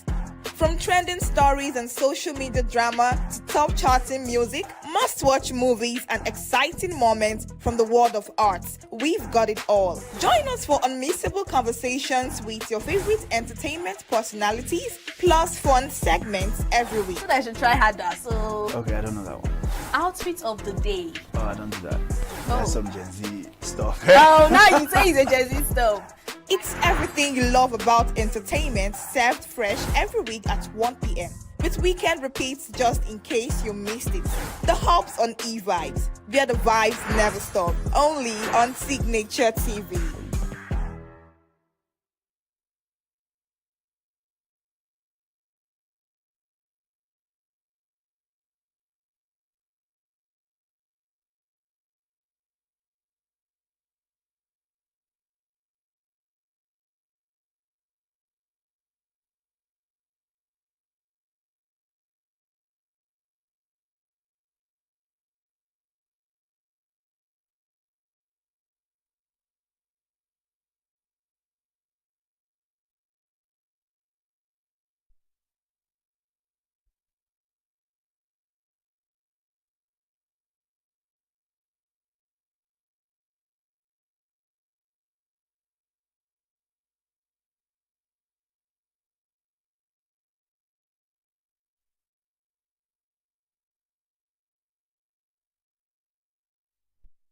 Welcome back. We'll be discussing a topic that sits at the painful intersection of tradition, human rights, and bodily autonomy. As we approach the International Day of Zero Tolerance for Female Genital Mutilation on February 6th, we must confront a sobering reality. Despite decades of global advocacy, over 230 million women and girls alive today have been subjected to this practice. Here in Nigeria, the stakes are particularly high. We currently hold the third highest absolute number of female genital mutilation survivors globally. While we have seen a decrease in prevalence among women aged 15 to 49, a worrying trend remains among our youngest, girls aged 0 to 14, where rates have actually shown an uptick in recent years. The 2026 global theme, Towards 2030, No End to Female Genital Mutilation Without Sustained Commitment and Investment. This reminds us that progress is still fragile. To help us navigate the complexities of culture, the medicalization of the process, and the path to total eradication, we are joined by a guest who has been at the front lines of this fight. He is the UNICEF Project Director of the Fight Against Female Genital Mutilation, an obstetrician and gynecologist. He is Dr. Promise Anyanwu. We are discussing the prevalent fight against female genital mutilation. Good evening, Dr. Promise. Thanks for joining us. Good evening, Doctor. Yeah, good evening. It's nice of you guys. All right, so we are discussing the fight against genital mutilation, or female genital, I like to specify female genital mutilation. Now, with all the education, with all the awareness that has, been made available over time, why do you think there is still these occurrences still going on in our communities?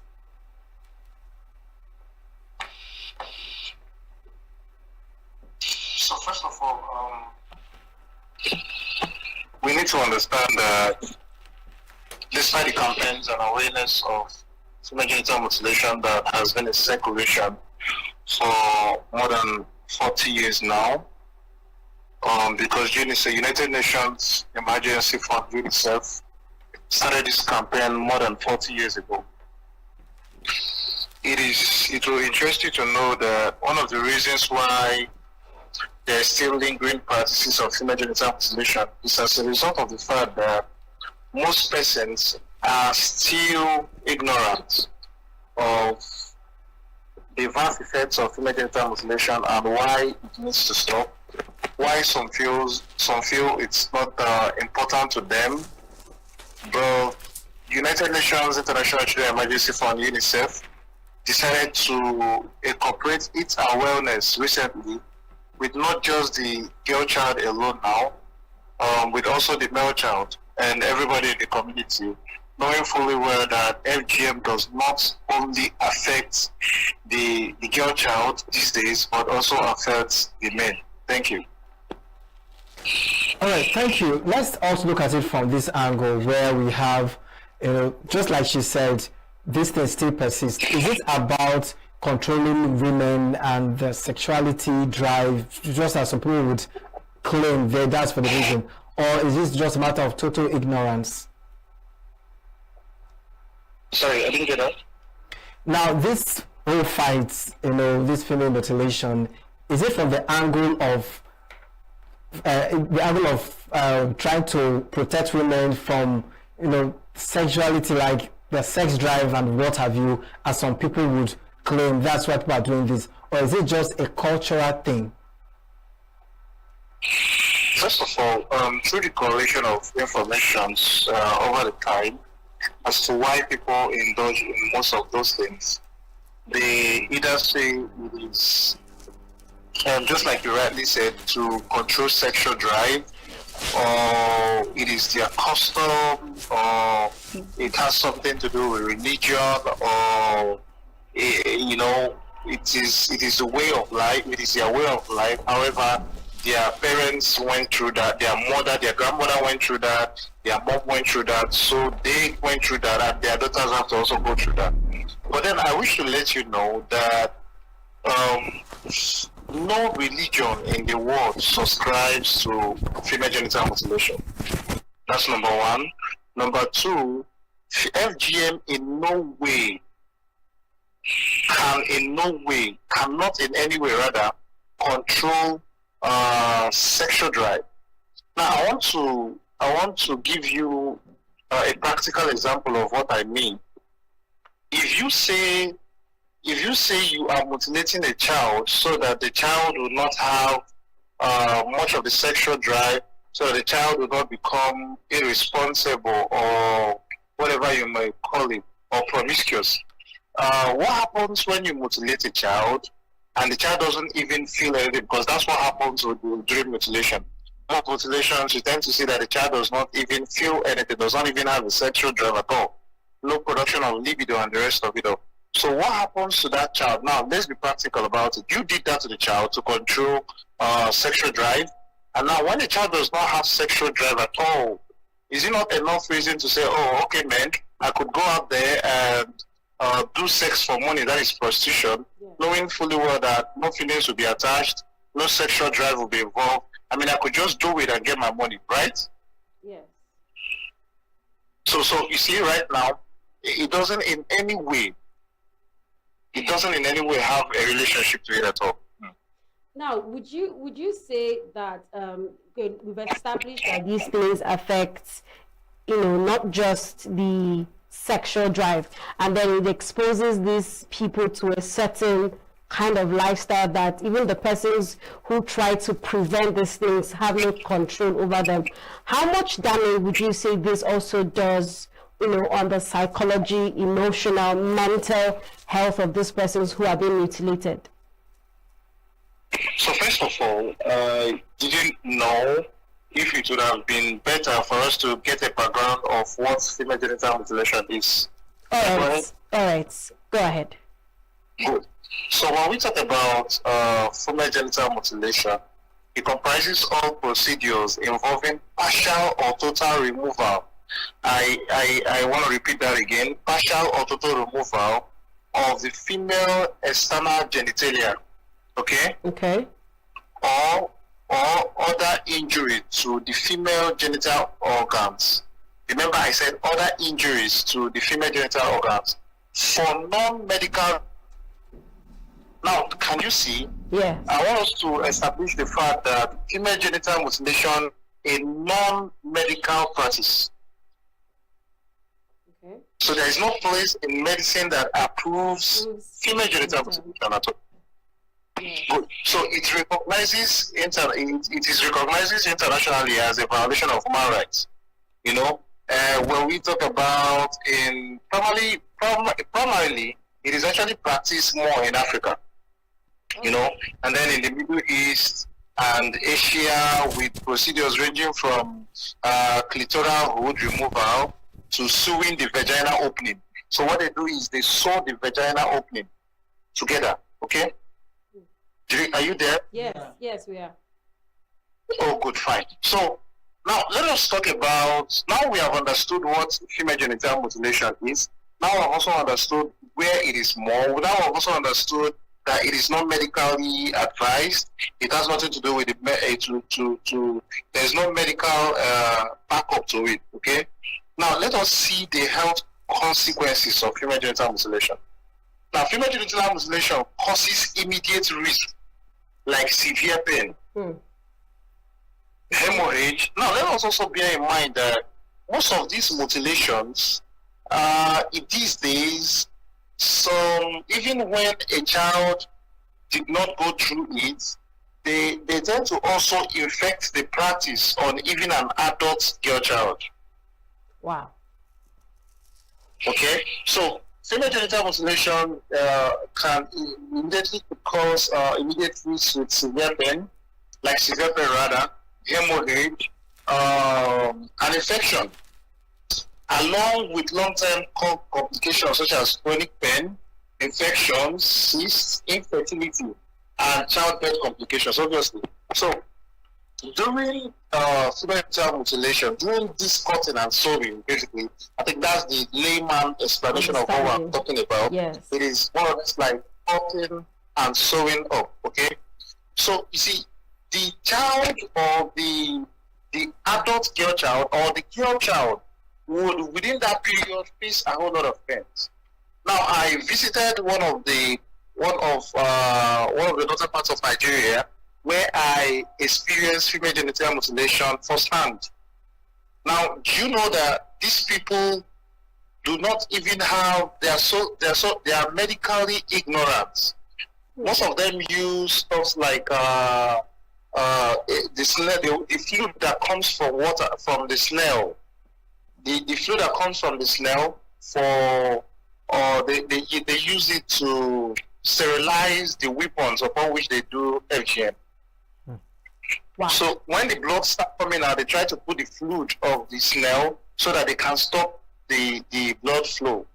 So you see, and most of these razors, most of these knives, most of these cutters that they use, most of them have not even gone through a level of hygiene. Okay? Now, obviously, you see, that could lead to infection. And when you talk about cysts, you tend to see most of these issues where a woman finally start having ovarian cyst, where she starts having uterine cyst, where she starts having uterine cancer. These are all as a result of female genital mutilation.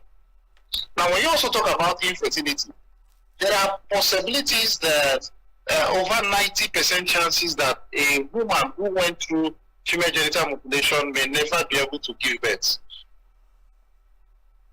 Okay. Did you hear that? Yes, which is quite sad. And even if the person dies, there would be birth complications, because just like we rightly said, it is cutting and sewing. Yes. So there may not be possible means of safe vaginal delivery, which we call SVD. Okay.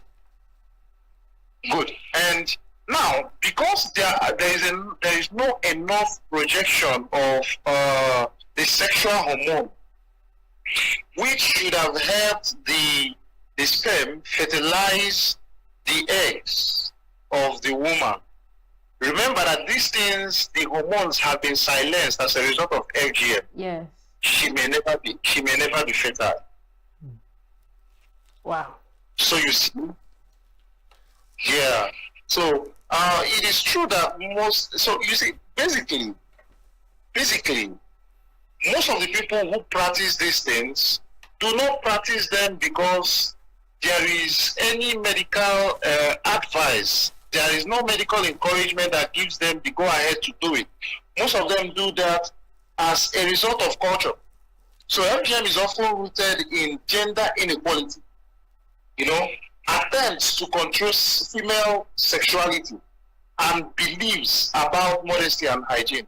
So most of them feel that it's enough for us to control. No, that does not even help you to control that. Okay, so talking about the, shall I say, the consequences of carrying out this very practice, and also controlling the, people's, managing this situation, stopping people carrying out this practice. How about the religious bodies? What role do you think they can play?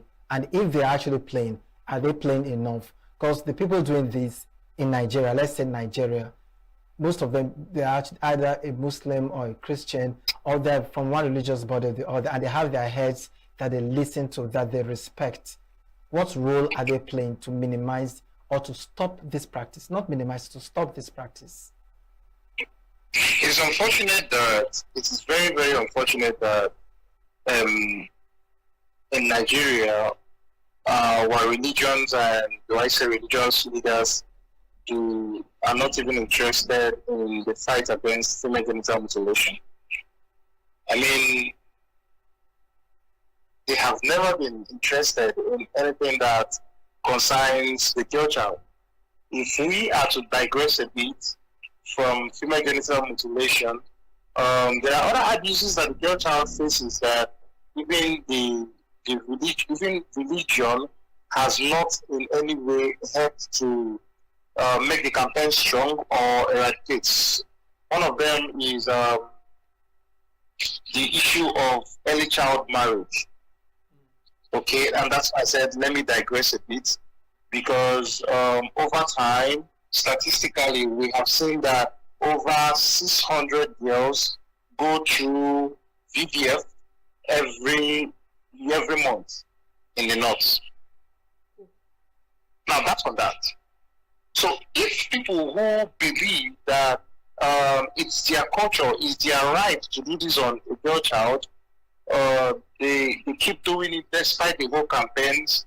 Even when you bring the campaign to their religion, they have a way to sideline it, they have a way to kick against it, and that has been the problem we have in Nigeria.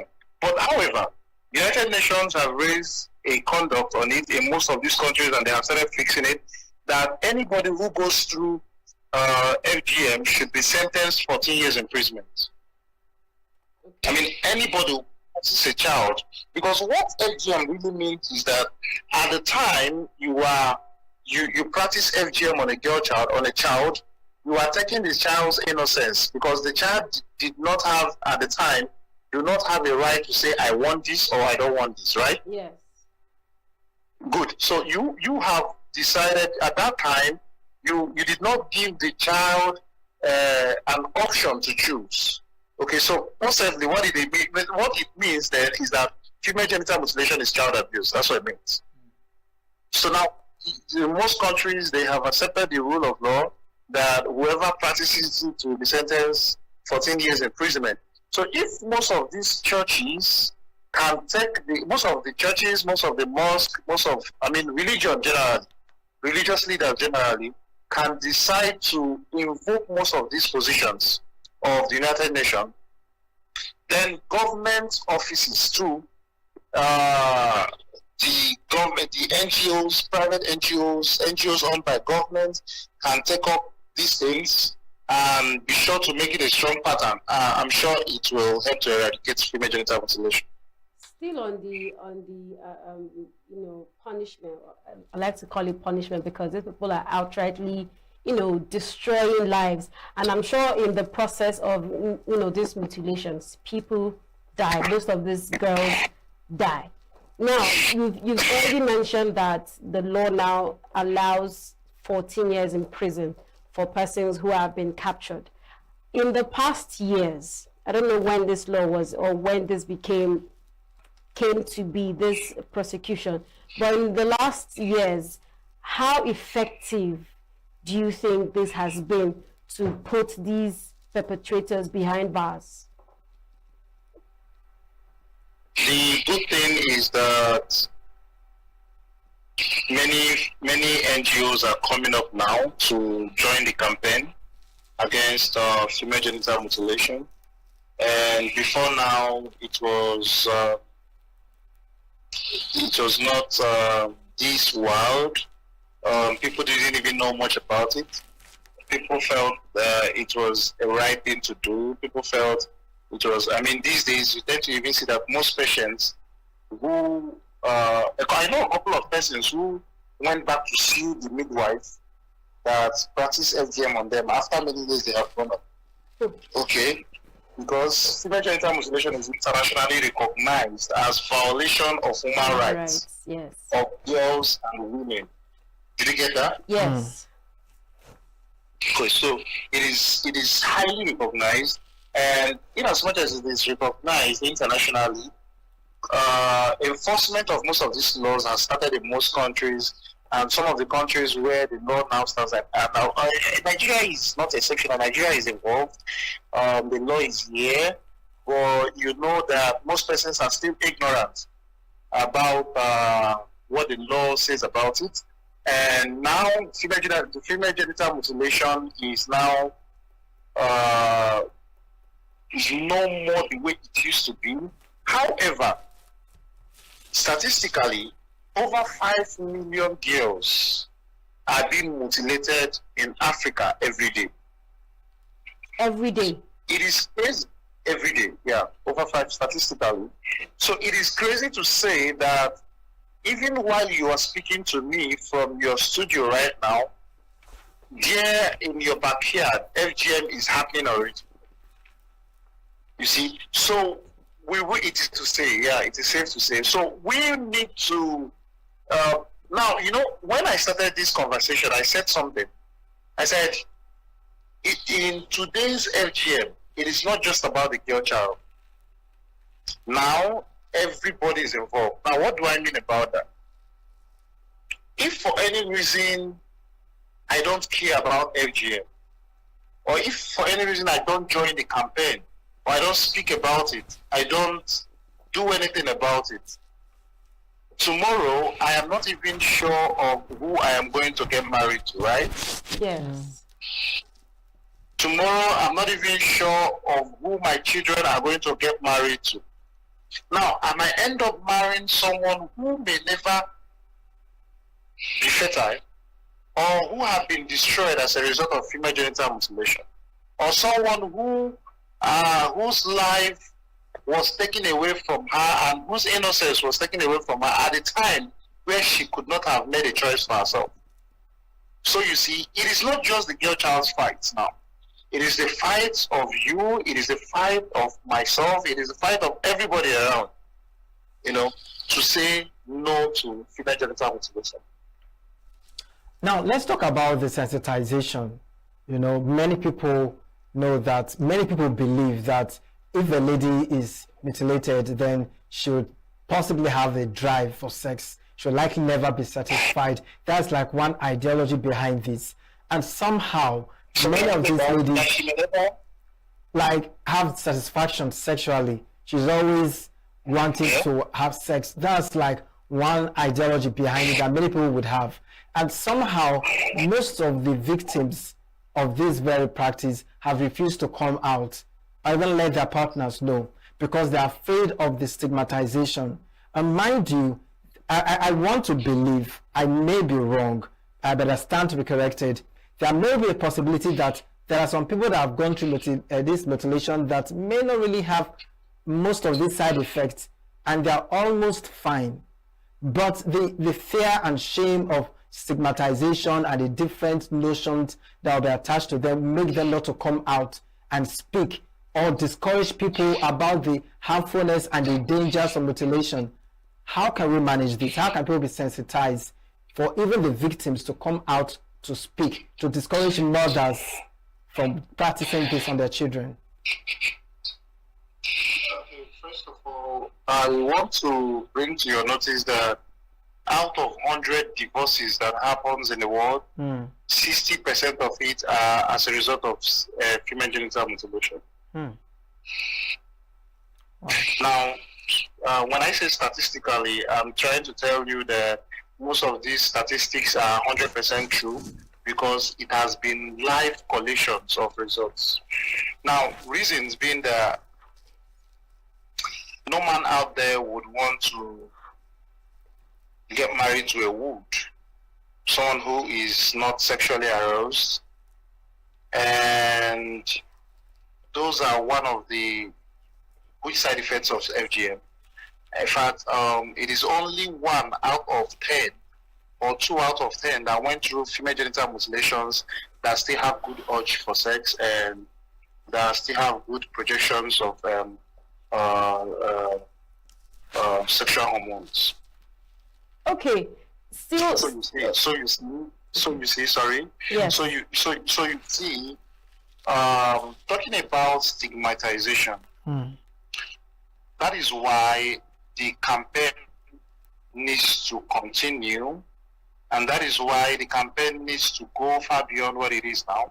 That's why United Nations have brought out a day for female genital mutilation. However, at the end of the day, someone needs to know about these things. Some of them who actually went through these things. Now, there is a problem again.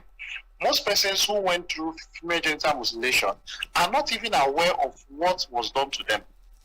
Remember I said that at the time FGM was practiced, this person may not have even known what to do with her life or to take a decision or a choice. Some of them are at childbirth. Some of them are before 5 years. Some of them are after 5 years. Some of them even know they went through FGM. Some of them are only asking, did I go through FGM? Some of them are only finding out because they now see that they are experiencing most of the effects of female genital mutilation. So they start asking questions. Oh, mom, was I mutilated? And then somebody will say, yeah, you were. I mean, you were. My grandmother did. You know, so, you see, most of them don't even know. Now, the encouragement comes with the campaign against female genital mutilation. Someone needs to come out. You know, it can only take a survivor or a victim of female genital mutilation to take up the campaign and make it strong and unique for people to understand how bad it is. I don't know if you understand what I'm saying. Yes. Yeah. So it can only take a victim. Over time, we have been trying to let people know. I mean, that's why the campaign has continued, and that's why the campaign will not stop anytime soon. Now, as UNICEF's project director for this fight, how would you say are the systems set up? This system that's set up, how effective are they to, you know, these persons are traumatized.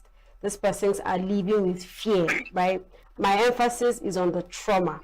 Are there systems set up by UNICEF or other, you know, structures that help these women overcome this trauma, this stigma, in a way that they can be able to talk about it? It's enough to have anger towards it, but it's also another thing to constantly be reminded that this happened to you. It causes limitations, it causes setback in life, if we are being honest to ourselves. So are there systems set up, say therapy, say hospitals, routine checks to help these persons move on from this horrid point in their lives?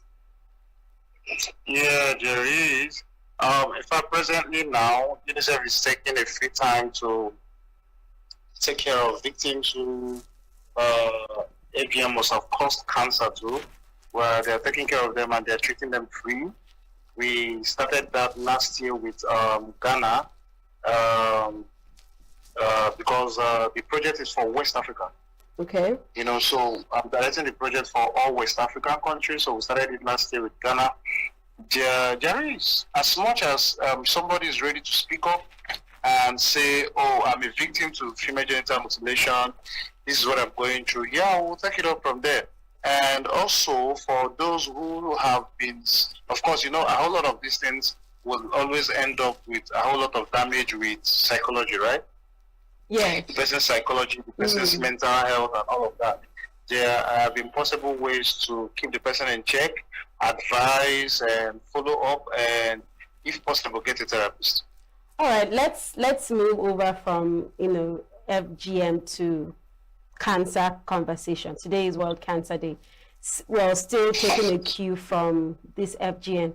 Are there cancer disease or cancer illnesses that could, cancerous cells that could develop from these mutilations? And if there are, what are they?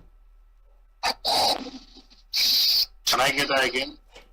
We are talking about cancer and different kinds of cancer that we have and how to treat them. Now, when we talk about mutilation, genital mutilations, what are the cancer cases that could come out from this? Cancerous cases. Okay, there's a strong link between female genital mutilation, that is female genital mutilation or cutting, and there's a strong link between FGM and an increased risk of developing cervical cancer. Okay. Cervical cancer and other gynecological cancer. Why FGM does not directly cause cancer? Listen to me right now. Yes. Why FGM does not directly cause cancer? Okay. It creates long-time physical complications. Do you understand? Yes. So it can create long-time physical complications such as chronic inflammation, scarring, and increased susceptibility to infections. Okay. That in turn, of course, in turn, it could heighten cancer risk here. All right. So basically, okay. No, go ahead. Because basically, when we talk about cervical cancer, why we say that they have a strong link. Cervical cancer has a strong link with FGM. When we talk about cervical cancer, over time, studies indicate that women who have undergone FGM, right, are at a very high risk of developing cervical cancer. Okay. Wow. Particularly in the areas where papilloma virus, that is HPV, human papilloma virus, is very, very, very common. Okay? All right. Now, because the chronic inflammation resulting from FGM can actually predispose the cells to cancer. Okay. Yeah. Okay, so just like she said now, we've kind of find ourselves in the World Cancer Day conversation now. Apart from the FGM, what other practices do people carry out that could, get them, that could actually get them affected cancer-wise? What are those likelihood, those habits people do, even not knowing, that could lead to them having cancer? Oh, over time there are a whole lot of them, because several behavioral and environmental lifestyle practices, over time they are known to significantly increase the risk of developing cancer. Okay. Okay. I can say without mixing words that approximately 30% to 50% of cancer cases are preventable, very, very preventable by avoiding some factors like the use of tobacco. Okay? Are you with me? Yes, we are. Yeah, when we're avoiding factors like use of tobacco, alcohol consumptions, unhealthy diet, physical inactivities, and all of that. Now, as an obstetrician and gynecologist, what would you say are those cancer cells or cancer diseases that are prevalent in women? And what are these, like my colleague has asked, what are those practices that women do, knowingly or unknowingly, this lifestyle that we live that could incur cancer in our blood cells? Oh, if I get you right, you said practices that women do. Yes, or things that we do that cause cancer, yes. Okay. Several lifestyle related practices and habits, many of which they may not know, many of which they know, because most of them are very, very modifiable. You know, most of them are known to increase the risk of various cancer issues in women. Particularly when we talk about the breast, the cervical, and other gynecological cancers. Okay. Okay. So of course, most of these practices, most of them can often lead to inflammation, chronic inflammation, and hormonal balances, which will actually expose them to cancer. Now let us talk about some of them. One of which is smoking. You see, statistically, in those days, we used to see the use of alcohol, with the use of hard drugs, use of smokes more in men. But gynecologically speaking, these days, it is becoming crazy with men, especially in cities like Delta State, Edo State, River State, and Cross River State, even Akwa Ibom State. So there's a high use of drugs and smokes, even amongst women. For women, smoking is a major factor in developing cervical cancer. Okay. It can increase the risk by 2 times in those with HPV. All right. And has been linked to an increase of breast cancer too in some studies. So because anything that can develop cervical cancer will also lead to breast cancer. Are you getting what I'm saying? Yes. Yeah. Yes. Now let us also talk about alcohol consumption. Okay.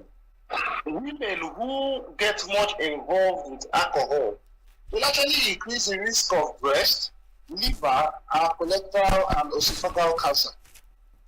The risk increase with higher consumption. Of course, the more you consume, the more you get out. But even moderate drinking, that is the one you say one drink per day, can also raise the risk of breast cancer. Okay. Now, another thing is, oftentimes you tend to see women who, for whatever reason, because they have, would I say inferiority complex, or would I say low self-esteem, they are not so busty and they are looking for braziers that will make them feel busty out there, thereby wearing tight braziers. Over time, that has been 6 to 10 reasons of breast cancer all over the world. Wow. Okay. Wow. These days, we also tend to see that most of them tend to wear tight clothes and all of that. And in fact, medically, a woman should not wear her braziers till after 8 p.m. Daily. After 8 p.m. Like, a woman should not be wearing her braziers after 8 p.m. And even if for any reason she has to wear it, it shouldn't be a tight one. Okay. Do you understand what I'm saying? Yes. Good. Now, another part of it all is when we talk about physical inactivity. You know, this particular lifestyle is a significant risk factor for obesity. You know, but it also directs the increase of the risk of breast and endometrial and colorectal cancers. Most women don't even check themselves, and most of them are fighting through cholesterol issues, and they may not even know. Okay. And that is why when a woman gets older, the older women from 40, 45, at the stage where we say the woman is going through post-menopausal period, she starts, you see them bending, they start complaining of arthritis, you know, they start complaining of their waist and all of that. We call that rheumatoid arthritis, which could be as a result of untreated and undertreated infection as to when they were young. All right. Thank you so much. But just before we go, briefly, what are the signs to look out for if someone is having cancer? Because there's always this saying, it depends on the cancer. Okay, so depend on the cancer still. What are those signs one can look out for to also quickly, you know, if it was detected on time, you would have cut off your breast or do this or do that, you wouldn't have passed on. We hear stories like that. So what are those things that you can see or notice on your body and you quickly face it so it doesn't get all of you? Basically, people are so ignorant of their body. The moment you start feeling something that was not usually your body state, or that doesn't happen to, the moment you start feeling anything uneasy about your body, I think the very first thing you need to do is to go to the doctor. Yes. Especially when it concerns your breast as a woman. Okay. When you start feeling you are having lumps, when you start feeling this uneasy pain that has lingered, and both on the nipple and both on the enlarged breast, you need to visit a doctor. You don't need anybody to tell you to. Yeah. But the problem we have in Nigeria basically is that we just have people who believe so much on self-medication. True. Oh, I'm feeling pain down there. Oh, okay. Why not just go and get a painkiller and then you do that? Oh, in the Western countries where you don't even get medicine the way we get it here in Nigeria, you don't have access to medicine. You see, every little thing they go to the hospital and then they get the care they want. But because it is easy for them to go to any pharmacy or wherever and get medicine, that's what's killing us. Anyway, we had lots and lots of questions to ask, but because of our time, we plan and we promise that we will schedule this conversation and of course discuss extensively on matters, because cancer is one thing that has become very much a silent killer in our society. It may not be prevalent, it may not be something that we often talk about, but it's something that is killing people silently in our society. Thank you so much, Dr. Promise. Thank you so much for joining us this evening. Thank you for staying with us up to this time. It's been a pleasure having you join us. Thank you, Doctor. Thank you. Thank you, and have yourself a wonderful evening. It was a good time with you guys too. All right. All right, thank you. This is everyone. You too. Okay, so this is how far we go tonight's edition of Signature Evening. It's been an amazing time. See how the conversation was just flowing and going well. Yes, don't be surprised. It's how, I mean, we had to make sure that we bring a full package, you know, from female genital mutilation to cancer, down to cancer, just so we have everything incorporated for your listening pleasure. And today, just like we said, is World Cancer Day. Look out for yourself. Look out for your loved ones. If you feel anything about your body, go to the doctor and get yourself tested, and be sure, let's all drive away the silent killer called cancer. Yes. My name is Christopher Lele. And I am Princess Ken Ochoma. See you tomorrow.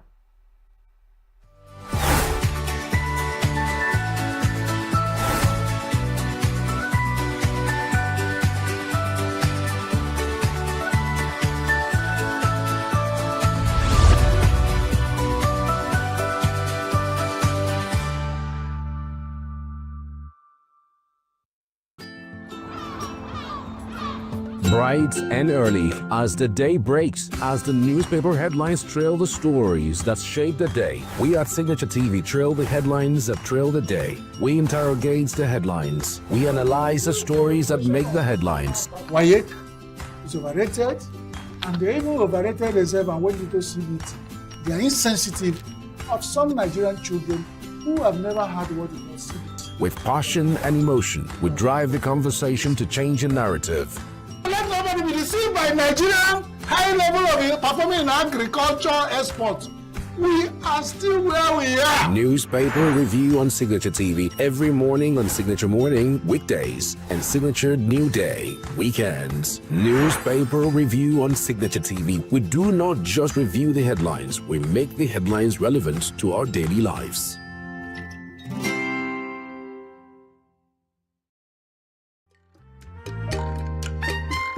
The way we see the world shapes the way we change it. Gender isn't just a checkbox, it's a lens, one that helps us understand the world more deeply and act more fairly. Gender Perspectives, a program for those ready to see more, do more, and be more. Designed to challenge assumptions, ignite conversations, and build inclusive solutions across every sector of society. We are not, fighting the men. We are not saying we are equal in terms of rights. We're only asking they should recognize our existence. Join us on Gender Perspectives, showing every Saturday by 4 p.m. Repeat every Wednesdays by 5 p.m. and Thursdays by 3 p.m. Change begins with perspective. Let's widen yours.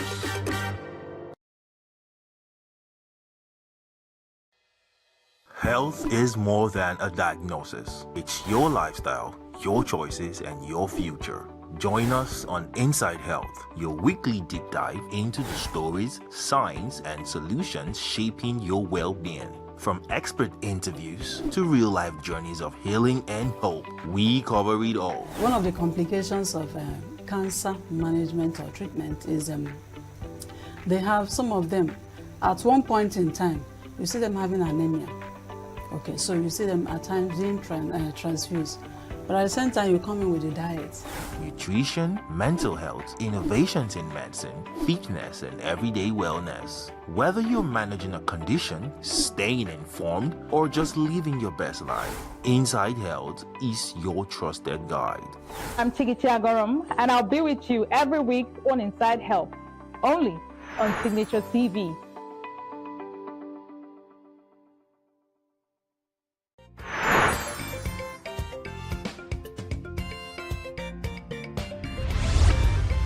Signature TV, news in your pocket.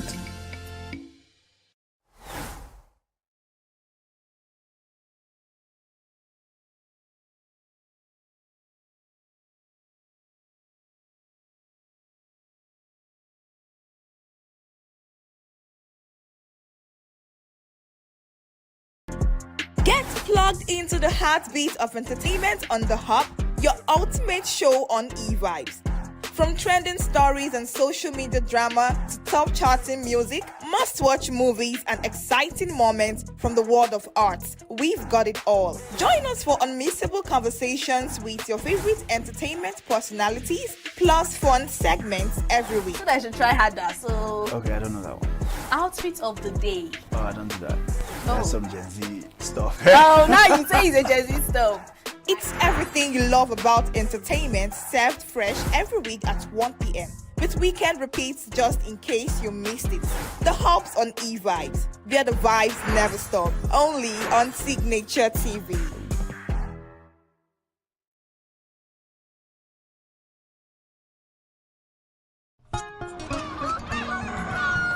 New every morning on Signature TV, we open the day for you with needed energy, information, and required vibes to shape your day. From sizzling snippets of stories in various areas of life to intriguing conversations with net worth guests. When you have people who have no track record becoming your leaders, you have a problem. There's no outstanding gratuity when Obi took over from me. I left in all the accounts of our number 13.8 billion for him.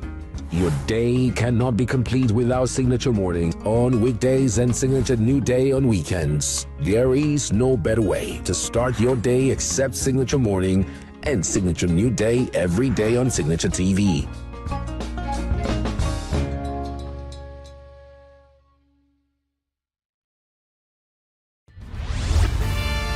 We are local. International communities observing Why the main market is in chaos. People are We are national. Those in support of this motion as amended, say aye. We have taken it to by default. We are international. Israeli airstrikes. Donald Trump left us the worst unemployment.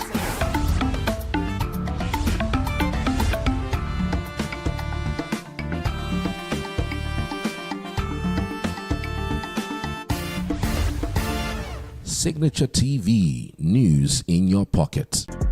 Get plugged into the heartbeat of entertainment on the Hub, your ultimate show on e-vibes. From trending stories and social media drama to top charting music, must-watch movies and exciting moments from the world of arts, we've got it all. Join us for unmissable conversations with your favorite entertainment personalities, plus fun segments every week. I should try harder. So, Okay, I don't know that one. outfit of the day. Oh, I don't do that. That's some Gen Z stuff. Oh, now you say it's a Gen Z stuff. It's everything you love about entertainment, served fresh every week at 1 p.m. with weekend repeats just in case you missed it. The Hubs on e-vibes, where the vibes never stop. Only on Signature TV.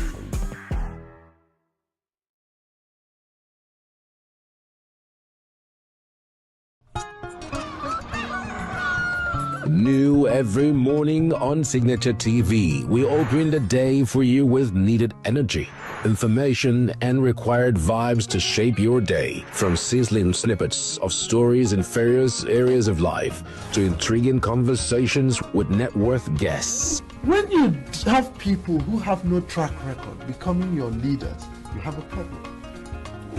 There's no outstanding graduate when Obi took over from me. I left, in all the accounts of our numbers, 13.8 billion for him. Your day cannot be complete without Signature Morning on weekdays and Signature New Day on weekends. There is no better way to start your day except Signature Morning and Signature New Day every day on Signature TV.